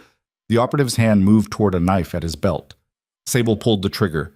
The recoil nearly knocked the gun from her hands. The operative jerked, stumbled. Voss broke free and finished him with a shot to the head. Then Voss was pulling her up, dragging her down the corridor. Behind them, she could hear more footsteps, more shouting. They burst through a service door into a stairwell. Voss took the stairs 2 at a time, half carrying Sable. Her dress caught on her heels and she kicked them off, running barefoot on cold concrete. "Where are we going?" she gasped. "Roof. Reeves should have the extraction team there." But when they reached the roof access door, it was locked from the outside. Voss slammed his shoulder against it. Once, twice, it didn't budge. Shit. They were trapped. Footsteps echoed up the stairwell behind them. Voss positioned himself between Sable and the stairs, his gun raised. "Get behind me." Sable pressed her back against the door, her own gun held in trembling hands. This was it. The end of the line. Cross and his team on one side, a locked door on the other, and nowhere left to run. A figure appeared on the landing below. Then another. 3 total. All armed, all moving with the kind of precision that said they'd done this before. "Drop your weapons," the lead one said. His voice was calm, professional. Not Cross. She'd recognize his voice. But someone working for him. "Go fuck yourself," Voss replied. The man shrugged. "Have it your way." He raised his weapon, and then the roof access door behind Sable exploded inward, blown off its hinges by a breaching charge. Agent Reeves came through first, followed by 4 more HRT operators, all of them firing in controlled bursts. The stairwell turned into chaos. Gunfire, smoke, bodies falling. Sable felt hands on her shoulders, pulling her backward through the door onto the roof. She stumbled into open air, the Nashville skyline spinning around her. A helicopter sat on the landing pad, rotors already spinning. "Move!" Reeves shouted, and Sable ran. Voss was right behind her. They reached the helicopter and scrambled inside. The pilot didn't wait for everyone to be seated before lifting off. Through the open door, Sable could see the Schermerhorn getting smaller below them. Police cars surrounded it, their lights flashing. The gala that was supposed to be Adrian's triumph had turned into a crime scene. Reeves was on the radio, coordinating with ground teams. "Multiple hostiles down, situation not contained. Repeat, not contained." "Where's Adrian?" Sable asked. Reeves looked at her, and something in her expression made Sable's stomach drop. "We don't know. He disappeared in the chaos. We have teams searching, but he's gone." Reeves didn't deny it. Sable sat back, the gun still clutched in her hand, and felt the reality of what had just happened crash over her. The evidence had been released. The whole world had seen Adrian's crimes, but he was still out there, still free, and Elliot Cross was still hunting her. The helicopter banked hard, heading away from downtown. Sable looked at Voss, whose face was streaked with someone else's blood. "We didn't get him," she said. Voss's jaw was tight. "Not yet." But as Nashville disappeared behind them and the helicopter flew toward whatever safe house the FBI had prepared, Sable knew the truth. This wasn't over. The war had just begun. The safe house was a farmhouse 40 miles outside Nashville, surrounded by fields that stretched to the horizon. Sable watched the sun come up through a window with bars on it, her hands wrapped around coffee that had gone cold hours ago. She hadn't slept. Every time she closed her eyes, she saw Reynolds falling, saw the muzzle flash from her own gun, heard the sound of that body hitting the floor. She'd killed someone, shot a man in the back while Voss fought for his life. The fact that Reynolds had been trying to kill them didn't make the weight of it any lighter. Voss sat across from her at the kitchen table, his face drawn with exhaustion. He had a bandage on his arm where a bullet had grazed him during the escape. Neither of them had spoken in over an hour. Maya burst through the door just after 7, her phone pressed to her ear, her expression tight with barely controlled rage. She ended the call and threw the phone onto the table hard enough to crack the screen. Adrian's lawyers are calling the gala a terrorist attack, she said. They're saying we orchestrated the whole thing to frame him, that the evidence was fabricated. That's insane, Sable said. We have his handwriting, his phones, everything from the storage unit, which his team is arguing was planted. They've already filed motions to suppress all of it, claiming we violated his civil rights with an unlawful raid. Voss's jaw tightened. The warrant was clean. Was it? Because Adrian's lawyers found something. A technical error in the affidavit, a date that doesn't match up. It's minor, but it might be enough to get the whole thing thrown out. Sable felt the room tilt. So we have nothing again. We have the uploaded evidence from last night. It's all over the news, social media, everywhere. Public opinion has turned against him completely. Public opinion doesn't put people in prison. Maya didn't argue. She pulled out a chair and sat down heavily. There's more. Cross and his team got away. We have 3 bodies from the Schermerhorn, all hired guns, no identification, nothing linking them back to Adrian, and Cross himself vanished like smoke. What about the guests? Witnesses? Over 200 people saw the screens, saw the evidence, but none of them saw Adrian do anything illegal at the gala itself. He gave a speech, that's all. And then the shooting started and he disappeared in the chaos. Sable set down her coffee cup before she threw it. So he walks. Again. Not if we can find him before his lawyers do, Voss said. He's running now. That means he's vulnerable. Or it means he's got an exit strategy we don't know about. Maya pulled up something on her cracked phone. We've been tracking his known associates, his properties, his financial accounts. Everything's been frozen or seized, but that doesn't mean he doesn't have resources we haven't found. What about Cross? Sable asked. Can we use him to get to Adrian? Cross is a ghost. We've been trying to track him for 5 years. Every time we get close, he disappears. Maya's expression darkened. But there's something else. We pulled phone records from the Schermerhorn. In the 30 minutes before the shooting started, someone inside the venue made a call to a burner phone registered in Franklin. Reynolds, Voss said. That's what we thought. But the timing doesn't work. Reynolds was with Sable when that call was made. It was someone else. The 3 of them looked at each other, the implication settling like ice water. There's another leak, Sable said quietly. Maya nodded. And whoever it is, they're still feeding Adrian information right now. The door opened and Agent Reeves walked in, her tactical gear replaced with a simple FBI windbreaker. She looked like she'd aged 10 years overnight. We've got something, she said. Local PD just responded to a call at a motel off I-40. Guest reported hearing a disturbance in the next room. When officers arrived, they found a body. Adrian? Voss asked sharply. No, but you're going to want to see this. 20 minutes later, they pulled up to the East Side Motor Lodge, a rundown place that rented rooms by the hour and didn't ask questions. Crime scene tape cordoned off room 12. Inside, a man lay on the bed with 2 bullets in his chest. Sable stood in the doorway, staring at the body. She'd never seen him before, but there was something familiar about the face. His name is Marcus Chen, Reeves said.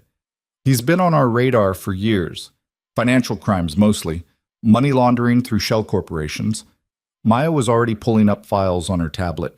Chen's name appears in Adrian's records. Multiple transactions, all routed through offshore accounts.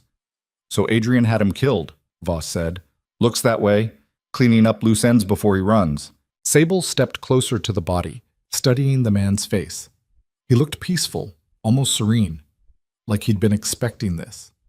On the nightstand beside the bed was a phone. Not a burner, but an actual smartphone, unlocked and opened to a messaging app. "Has anyone checked that?" she asked. Reeves pulled on gloves and picked it up.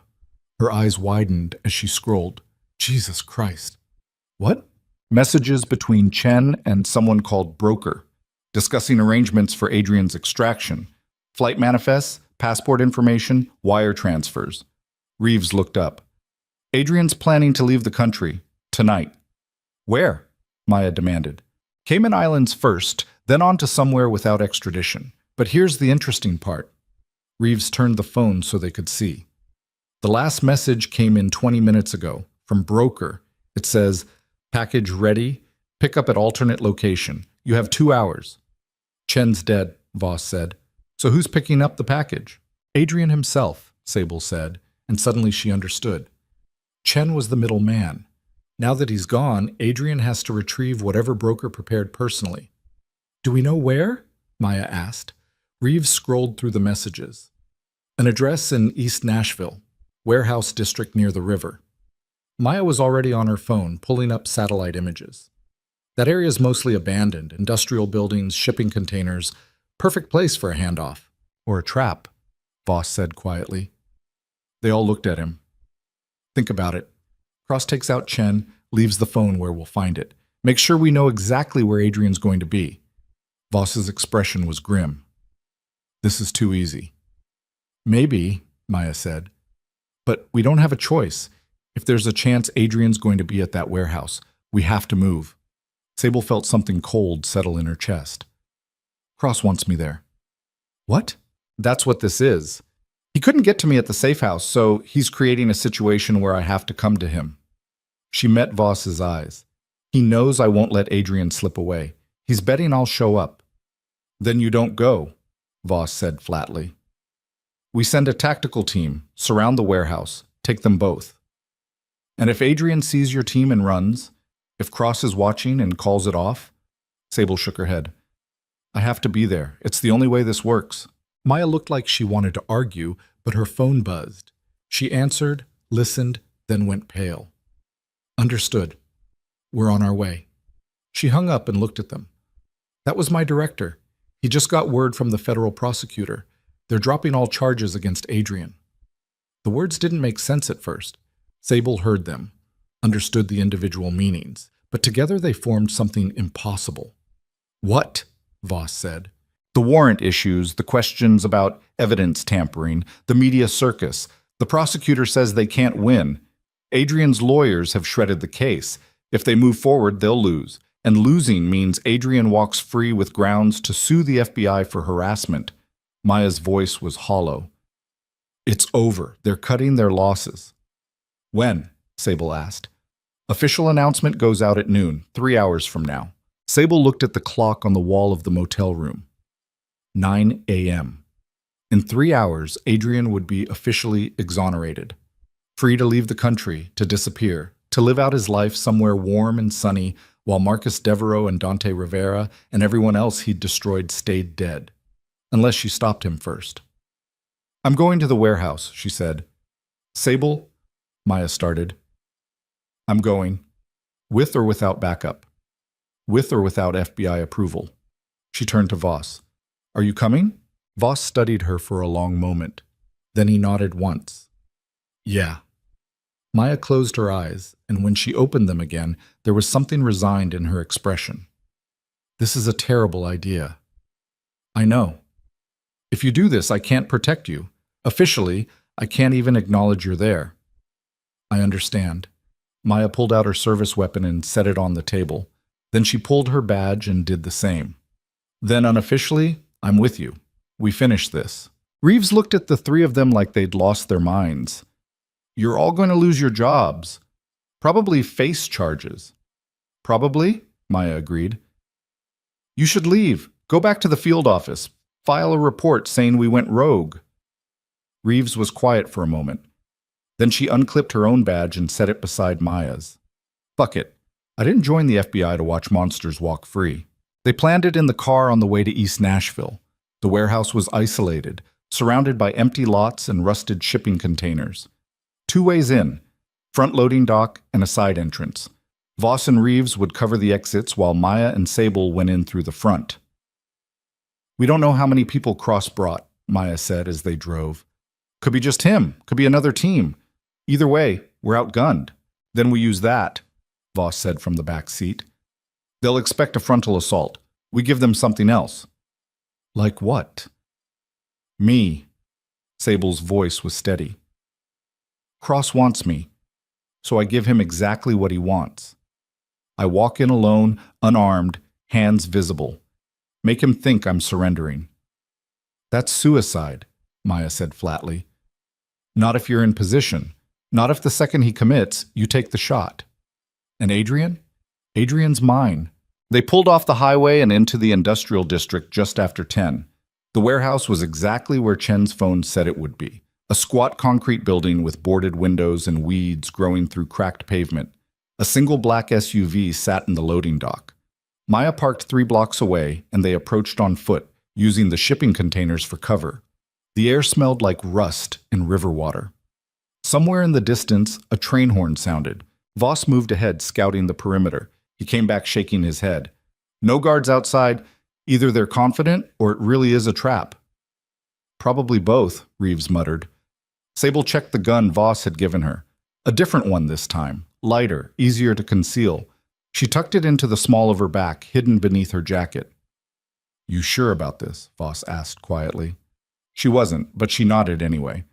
If I don't come out in 10 minutes, we're coming in after 5. Sable managed a thin smile. Good. She walked across the empty lot alone, her hands raised to shoulder height, palms out. The morning sun was warm on her face. Somewhere above, birds circled. The world felt very large and very small at the same time. The loading dock door was open. Sable climbed the concrete steps and walked inside. The warehouse was dim, lit only by sunlight filtering through cracks in the roof. Wooden crates were stacked along the walls. In the center of the space, 2 figures waited. Adrian stood with his hands in his pockets, wearing jeans and a simple black shirt. No suit, no polish, just the man beneath all the performance. He looked tired. Beside him stood Elliot Cross. Cross was younger than Sable expected. Mid-30s, lean build, wearing tactical pants and a jacket that bulged with concealed weapons. His face was forgettable, the kind you'd pass on the street and never remember. But his eyes were old. They'd seen things that hollowed people out from the inside. Mrs. Varelli, Cross said politely, thank you for coming. Where's the extraction package? Sable asked, keeping her voice level. There isn't one. Chen's phone was bait. We needed you to come, and we knew you wouldn't be able to resist. Cross tilted his head slightly. You're very predictable. Adrian still hadn't spoken. He just watched her with an expression she couldn't read. So what now? Sable asked. You kill me and Adrian disappears. Something like that. The FBI knows I'm here. No, they don't. We've been monitoring their communications. The official team is heading to the airport based on a tip we planted an hour ago. Cross smiled thinly. Right now, you're completely alone. He was wrong, but Sable didn't correct him. If you're going to do it, just do it. In a moment. First, Mr. Cade wanted to say something. Adrian finally moved, stepping closer. Sable's hand twitched toward the gun at her back, but she forced herself to stay still. I loved you, Adrian said quietly. When we met, when we got married, that was real. I need you to know that. It wasn't real. You needed someone to use, and I was convenient. No. His voice cracked slightly. You were never convenient. You were brilliant and kind and everything I wasn't. I thought maybe you could fix me, make me into someone better. But I couldn't. No. And when I realized that, I should have let you go. Instead, I turned you into a weapon, used you to hurt people. He looked down at his hands. I'm sorry for that. Sable laughed, a bitter, broken sound. You're sorry. Marcus Devereaux is dead. Dante Rivera is dead. How many others, Adrian? How many people died because of information I gave you? 7 total. That we can prove. The number landed like a physical blow. 7 people. 7 lives she'd helped end without knowing what she was doing. And you think sorry fixes that? Her voice was shaking now. You think I can just forgive you and move on? No, I think you're going to have to live with it, same as me. Adrian's eyes were red, like he'd been crying. That's the real punishment, isn't it? Not prison, not death, just carrying the weight of what we've done until it crushes us. I didn't know what I was doing. You did. Does that make it better? You still said the words, still passed along the information. He stepped even closer. We're the same, Sable. Both of us pretending we're better than we are while people die around us. Sable's hand moved to the gun at her back, fingers closing around the grip. I wouldn't, Cross said calmly. He'd drawn his own weapon, aimed directly at her chest. Slowly, 2 fingers, set it on the floor. Sable pulled the gun out carefully and placed it on the concrete. It made a hollow sound that echoed through the warehouse. Kick it away. She did. Cross nodded to Adrian. Say your goodbyes. We need to move.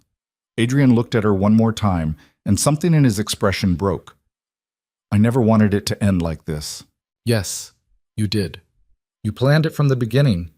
Sable's voice was cold now. All the fear burned away, leaving only clarity. The life insurance policy, the abuse calibrated just enough to keep me dependent but not visible enough for anyone to intervene. You were building toward this from the day we met. That's not, don't lie. Not now. At least give me the truth. Adrian was quiet for a long moment, then he nodded. You're right. I saw what you were. Smart, observant, hungry to be loved. And I knew I could use that. Shape you into exactly what I needed. Why? Because I could. Because you were there. He smiled sadly. Because I'm a monster, Sable. I always have been. Cross checked his watch. We're done here. He raised his weapon. The gunshot that followed didn't come from Cross's gun. It came from above. From the catwalk where Maya had positioned herself with a rifle 20 minutes earlier while Sable had walked through the front door. Cross went down hard, blood spreading across his chest. His weapon clattered to the floor. Adrian spun, looking for the shooter, and Sable moved. She dove for the gun she'd kicked away, came up with it in both hands, and fired. The first shot went wide. Adrian ran, heading for a door at the back of the warehouse. Sable fired again and saw concrete explode near his shoulder. Voss and Reeves burst through the loading dock entrance, weapons drawn. Adrian disappeared through the back door into what looked like an office area. Sable ran after him. The office was small, cramped, filled with ancient filing cabinets and a desk covered in dust. Adrian stood at the far end, trapped. There was a window, but it was boarded shut. No way out. He turned to face her, breathing hard. Sable aimed the gun at his chest. Her hands were steady now. No shaking, no fear, just the weight of the weapon and the man who'd destroyed her life standing 10 feet away. It's over, she said. Is it? Adrian's smile was bitter. You shoot me. You're no better than I am. Just another killer adding to the body count. Maybe. But at least I'll be alive. Will you?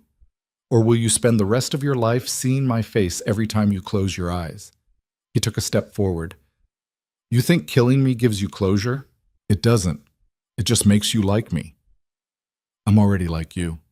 You made sure of that. Then prove me wrong. Lower the gun. Walk away. Let the system handle this. The system just dropped all charges against you. In 2 hours, you're a free man. So what? You become judge and executioner? Decide who lives and dies? Another step. That's not justice, Sable. That's just revenge. He was right. She knew he was right. But standing there with the gun in her hands and Adrian's face in her sights, she couldn't find a reason to care. Her finger tightened on the trigger. Sable. Maya's voice from the doorway, quiet but firm. Don't. He killed 7 people. He tried to kill me. I know. And he'll pay for that. But not like this. The charges were dropped. Federal charges. But attempted murder at the gala? That's state jurisdiction. Tennessee's already issuing a warrant. Maya stepped into the room, her own weapon lowered. Let me take him in. Do this the right way. Sable kept the gun trained on Adrian. What if he runs again? He won't get the chance, I promise you. Adrian laughed. You can't promise that. My lawyers will have me out in 48 hours. Maybe, Maya said. But you won't make it 48 hours. Something in her voice made Adrian's smile falter. What are you talking about? Maya pulled out her phone and turned the screen toward him. It showed a news broadcast, breaking coverage of the gala shooting. But the footage being shown wasn't from the main hall. It was from the backstage area.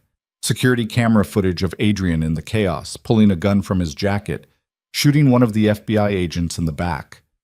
Adrian's face went white. "That's not... I didn't..." "You did. We have this footage. The ballistics. The witness statements." Maya's expression was cold. "You murdered a federal agent, Adrian. There's no walking away from that." The room went silent except for Adrian's breathing, which had gone rapid and shallow. Sable lowered the gun slowly. "You shot someone?" "He was in my way. I was trying to get out, and he..." Adrian stopped, realizing what he was admitting. "You killed him," Sable said quietly. "Just like you killed Marcus, like you killed Dante, like you were going to kill me." Adrian sank against the wall, all the fight draining out of him. He looked small suddenly, powerless. Just a man who'd built an empire on cruelty and watched it collapse in real time. "I want my lawyer," he whispered. Maya moved forward, pulling out handcuffs. "You'll get one. Right after you're processed for first-degree murder of a federal officer." She cuffed him efficiently and read him his rights. Adrian didn't resist. He just stood there, staring at nothing, as everything he'd tried to build crumbled to dust. Reeves appeared in the doorway. "Cross is alive, barely. Medics are on the way." "Good," Maya said. "I want him to stand trial too." They led Adrian out through the warehouse. As they passed Cross's body, not dead yet, but close, the killer's eyes opened. He looked directly at Sable. "Should have taken the deal," he rasped. Sable stopped. "There was never a deal, just more lies." Cross smiled, blood on his teeth. "Welcome to the club." Then his eyes closed and he didn't open them again. Outside, the morning had turned bright and warm. Police cars surrounded the warehouse, their lights flashing. News helicopters circled overhead. Somewhere in the chaos, Sable heard Maya on the phone, coordinating with local authorities, making sure everything was documented properly. Voss found her standing by one of the shipping containers, staring at the river in the distance. "You okay?" he asked. "I don't know what I am." He didn't try to comfort her with platitudes, just stood beside her while the world continued moving around them. "Maya says the case is solid now," he said after a while. "Between the agent's murder and Cross's testimony, if he survives, Adrian's not walking away this time. And the other charges? The money laundering, the contract manipulation? Federal prosecutor is reopening the investigation. With Adrian in custody and Cross neutralized, witnesses are starting to come forward, people who were too afraid before." Voss glanced at her. "You did that. You broke the machine." Sable thought about Marcus Devereaux, about Clara Mendoza and all the others whose names she'd never know. "I helped build it first. You didn't know. Does that matter?" Voss was quiet for a long moment. "I don't know. But I think you get to decide what matters now. Adrian doesn't own that anymore." They stood in silence, watching the police process the scene. Eventually Maya came over. "We need your statement," she said to Sable. "Official record of everything that happened." "Am I under arrest?" "No. You acted in self-defense. Multiple witnesses will confirm that." Maya paused. "But there will be questions, inquiries. Your name is going to be everywhere." Sable had expected that. The girl who brought down Adrian Cade. The waitress who became a witness. They'd write articles, make podcasts, maybe even a documentary. Her life would be dissected and analyzed until there was nothing left that belonged to her alone. "I want to make a statement," she said. "Not just about tonight, about everything. I want people to know what happened to Marcus and Dante and the others." Maya nodded. "We can arrange that. And I want to help. Other people like me. People who got used without knowing, who got manipulated into doing things they didn't understand. Like witness protection? Like a support system, resources, legal help, something real." Voss was looking at her with something that might have been respect. "That's a lot of work." "I know, but I need to do something with this. Can't just carry it around forever." "No," Voss agreed quietly. "You can't." The next 6 months were a blur of depositions and testimony and media coverage that turned Sable's life inside out. Adrian's trial became national news. The celebrity lawyer who'd orchestrated murders and laundered millions while hiding behind a facade of respectability. Every detail of his operation was exposed, picked apart, analyzed. Cross survived his injuries and, in exchange for a plea deal, provided testimony that implicated 24 people in Adrian's network. Judges, politicians, producers, all of them connected to the machine that had destroyed so many lives. Clara Mendoza came forward. So did 6 other artists who'd been manipulated, blackmailed, or destroyed by Adrian's contracts. Their stories filled courtrooms and newspapers, painting a picture of systematic abuse that had gone on for over a decade. Adrian tried to fight. His lawyers filed motion after motion, attacked witness credibility, argued about evidence admissibility. But the jury didn't care about technicalities. They saw the ledger with names and dollar amounts. They heard the recordings. They watched security footage of Adrian shooting a federal agent in the back. The verdict came back in 4 hours. Guilty on all counts. Sentencing was scheduled for October 15th. Sable didn't attend. She'd already given her testimony, already faced Adrian across a courtroom, and told the truth about what he'd done.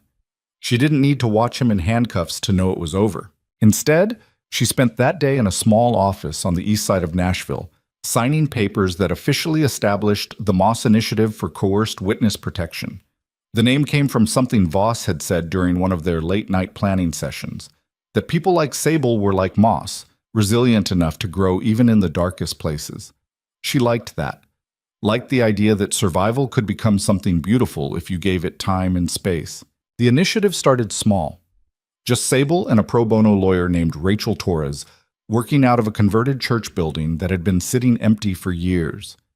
They helped 3 people that first month, all of them connected to criminal operations they hadn't fully understood, all of them carrying guilt and trauma that threatened to crush them. Sable sat across from each of them and told her story. Not as a victim, not as someone seeking sympathy, just as a person who'd survived and was choosing what came next. By month 3, they'd helped 17 people. By month 6, they had funding from 2 foundations and a waiting list of cases. Maya transferred to the Nashville field office permanently and became the initiative's law enforcement liaison. Reeves left the FBI entirely and joined as head of security. Together, they built something that actually worked, a place where people could come when the system had failed them. Voss stayed on the periphery. He helped with funding, made calls when Sable needed doors opened, but he didn't insert himself into the day-to-day operations. She appreciated that. Appreciated that he understood she needed to build this herself. They had dinner sometimes, quiet meals where they didn't talk about Adrian or the trial or anything heavy. Just 2 people who'd been through hell together and come out the other side still capable of conversation. One night in late November, Sable got a call from Maya. Adrian was sentenced today, she said without preamble. Life without possibility of parole. Federal Supermax facility in Colorado. Sable set down the glass she'd been holding, her hand trembling slightly. Okay. There's more. He asked to see you. No. I told him you'd say that, but he wanted me to pass along a message. I don't want to hear it. He said to tell you that he hopes you find peace, that he knows he destroyed any chance at that for himself. But maybe you can do better. Sable laughed, a harsh, bitter sound. He doesn't get to do that. Doesn't get to play the repentant husband looking for absolution. I know. That's why I'm telling you as a courtesy, not because I think you should care. Maya paused. How are you doing? Really? Sable looked around her apartment, small, simple, nothing like the place she'd shared with Adrian. There were plants on the windowsill that she actually remembered to water, books on the shelf she was reading for pleasure, not because someone told her she should, a life that belonged entirely to her. I'm okay, she said, and meant it. Some days are harder than others, but I'm okay. Good. That's good. They talked for a few more minutes about logistics for the initiative, about an upcoming case that needed Sable's input. Normal things. Work things. The kind of conversation that didn't carry the weight of everything they'd been through. When Sable hung up, she walked to the window and looked out at Nashville. The city lights sparkled in the cold November air. Somewhere out there, people were living their lives, going to dinner, falling in love, making mistakes, trying to survive. She was just one of them now. Not special. Not cursed. Just human. 6 months later, on a warm spring afternoon, Sable stood in front of a room full of people and told her story one more time. But this time it wasn't in a courtroom or a police station. It was at a conference for victim advocacy groups, and she was the keynote speaker. She talked about Adrian, about the years she'd spent not knowing she was being used, about the moment she'd realized what she'd done and the choice she'd made to fight back instead of hide. "I'm not a hero," she said, looking out at the audience. "I helped kill people. Not intentionally, but the result is the same. 7 people died because of information I provided. I'll carry that for the rest of my life." The room was silent, listening. "But I'm also not just a victim. I made choices. Bad ones sometimes. But they were mine. And when I finally understood what was happening, I chose to stop it. I chose to fight." She paused, feeling the weight of every eye on her. "That's what I want you to understand. You can be both. You can carry guilt and still deserve a future.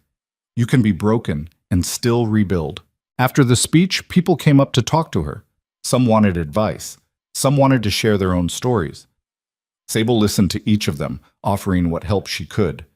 Near the end of the evening, a young woman approached, early 20s with dark circles under her eyes and the kind of exhaustion that came from surviving something terrible.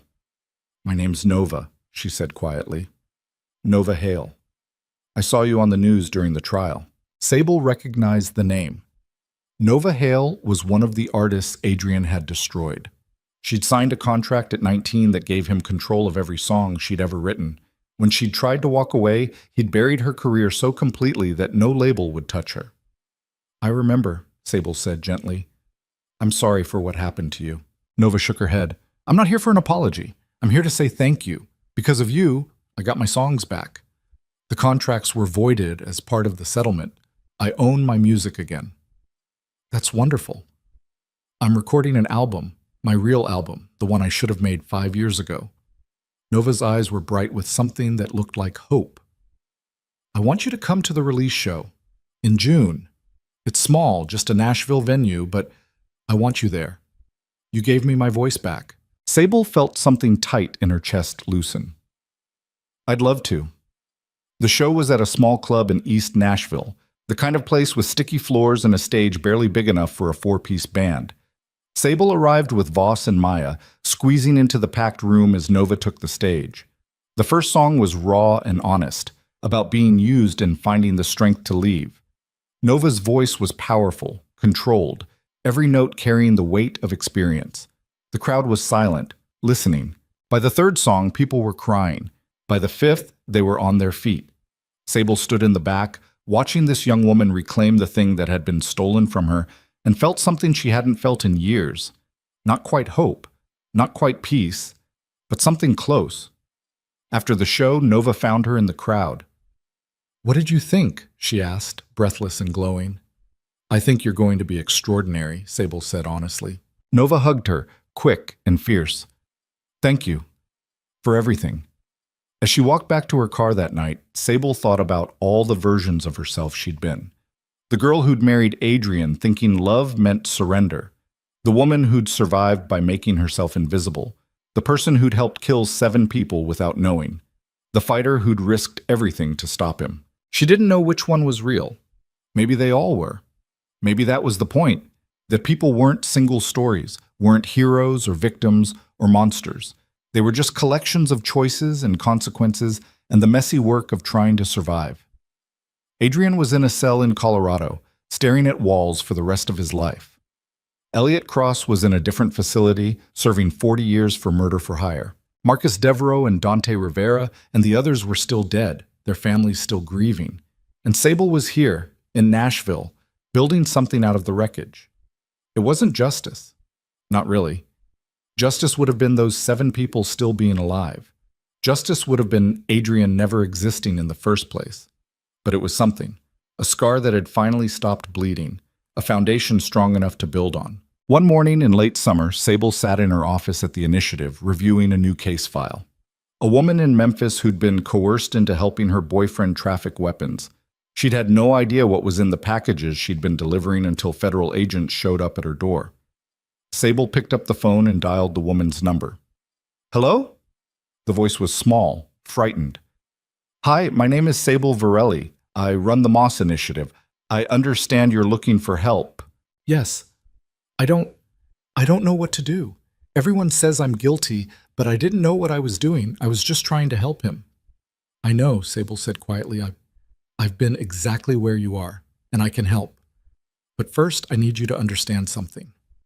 What? What happened to you wasn't your fault, but what happens next is your choice. You can hide from this, or you can face it. Either way, I'll be here. There was a long silence on the other end. Then, quietly, I want to face it. Good. Then let's start. Outside Sable's window, Nashville continued its endless rhythm. Traffic and construction and the distant sound of music drifting from lower Broadway. The city Adrian had tried to control that had nearly destroyed her, that had become the place where she finally learned to breathe. She looked down at her hands, no longer trembling, no longer scrubbing away ghosts. Just hands. Capable of harm, capable of help, capable of building something worth keeping. The bruises had faded months ago. The scars remained, but they didn't define her anymore. They were just part of the map of how she'd gotten here, to this office, this life, this version of herself that could sit across from frightened strangers and offer them what no one had offered her until it was almost too late. A choice. The phone rang again. Another person looking for help. Another story of manipulation and survival and the hard work of trying to live with what you'd done. Sable answered. Moss Initiative, this is Sable. How can I help you? And in that moment, sitting in an office that smelled like coffee and old paper, the Nashville sun warm on her face, her voice steady and sure, she realized something fundamental had shifted. She wasn't running anymore. She wasn't hiding. She was just living. Fully, honestly, with all the messy complications that came with being human. It wasn't the ending she'd imagined when she'd walked into Lucien Voss's car that first night. It wasn't redemption or absolution or any of the clean narratives she'd once believed in. But it was hers. And for the first time in years, that was enough.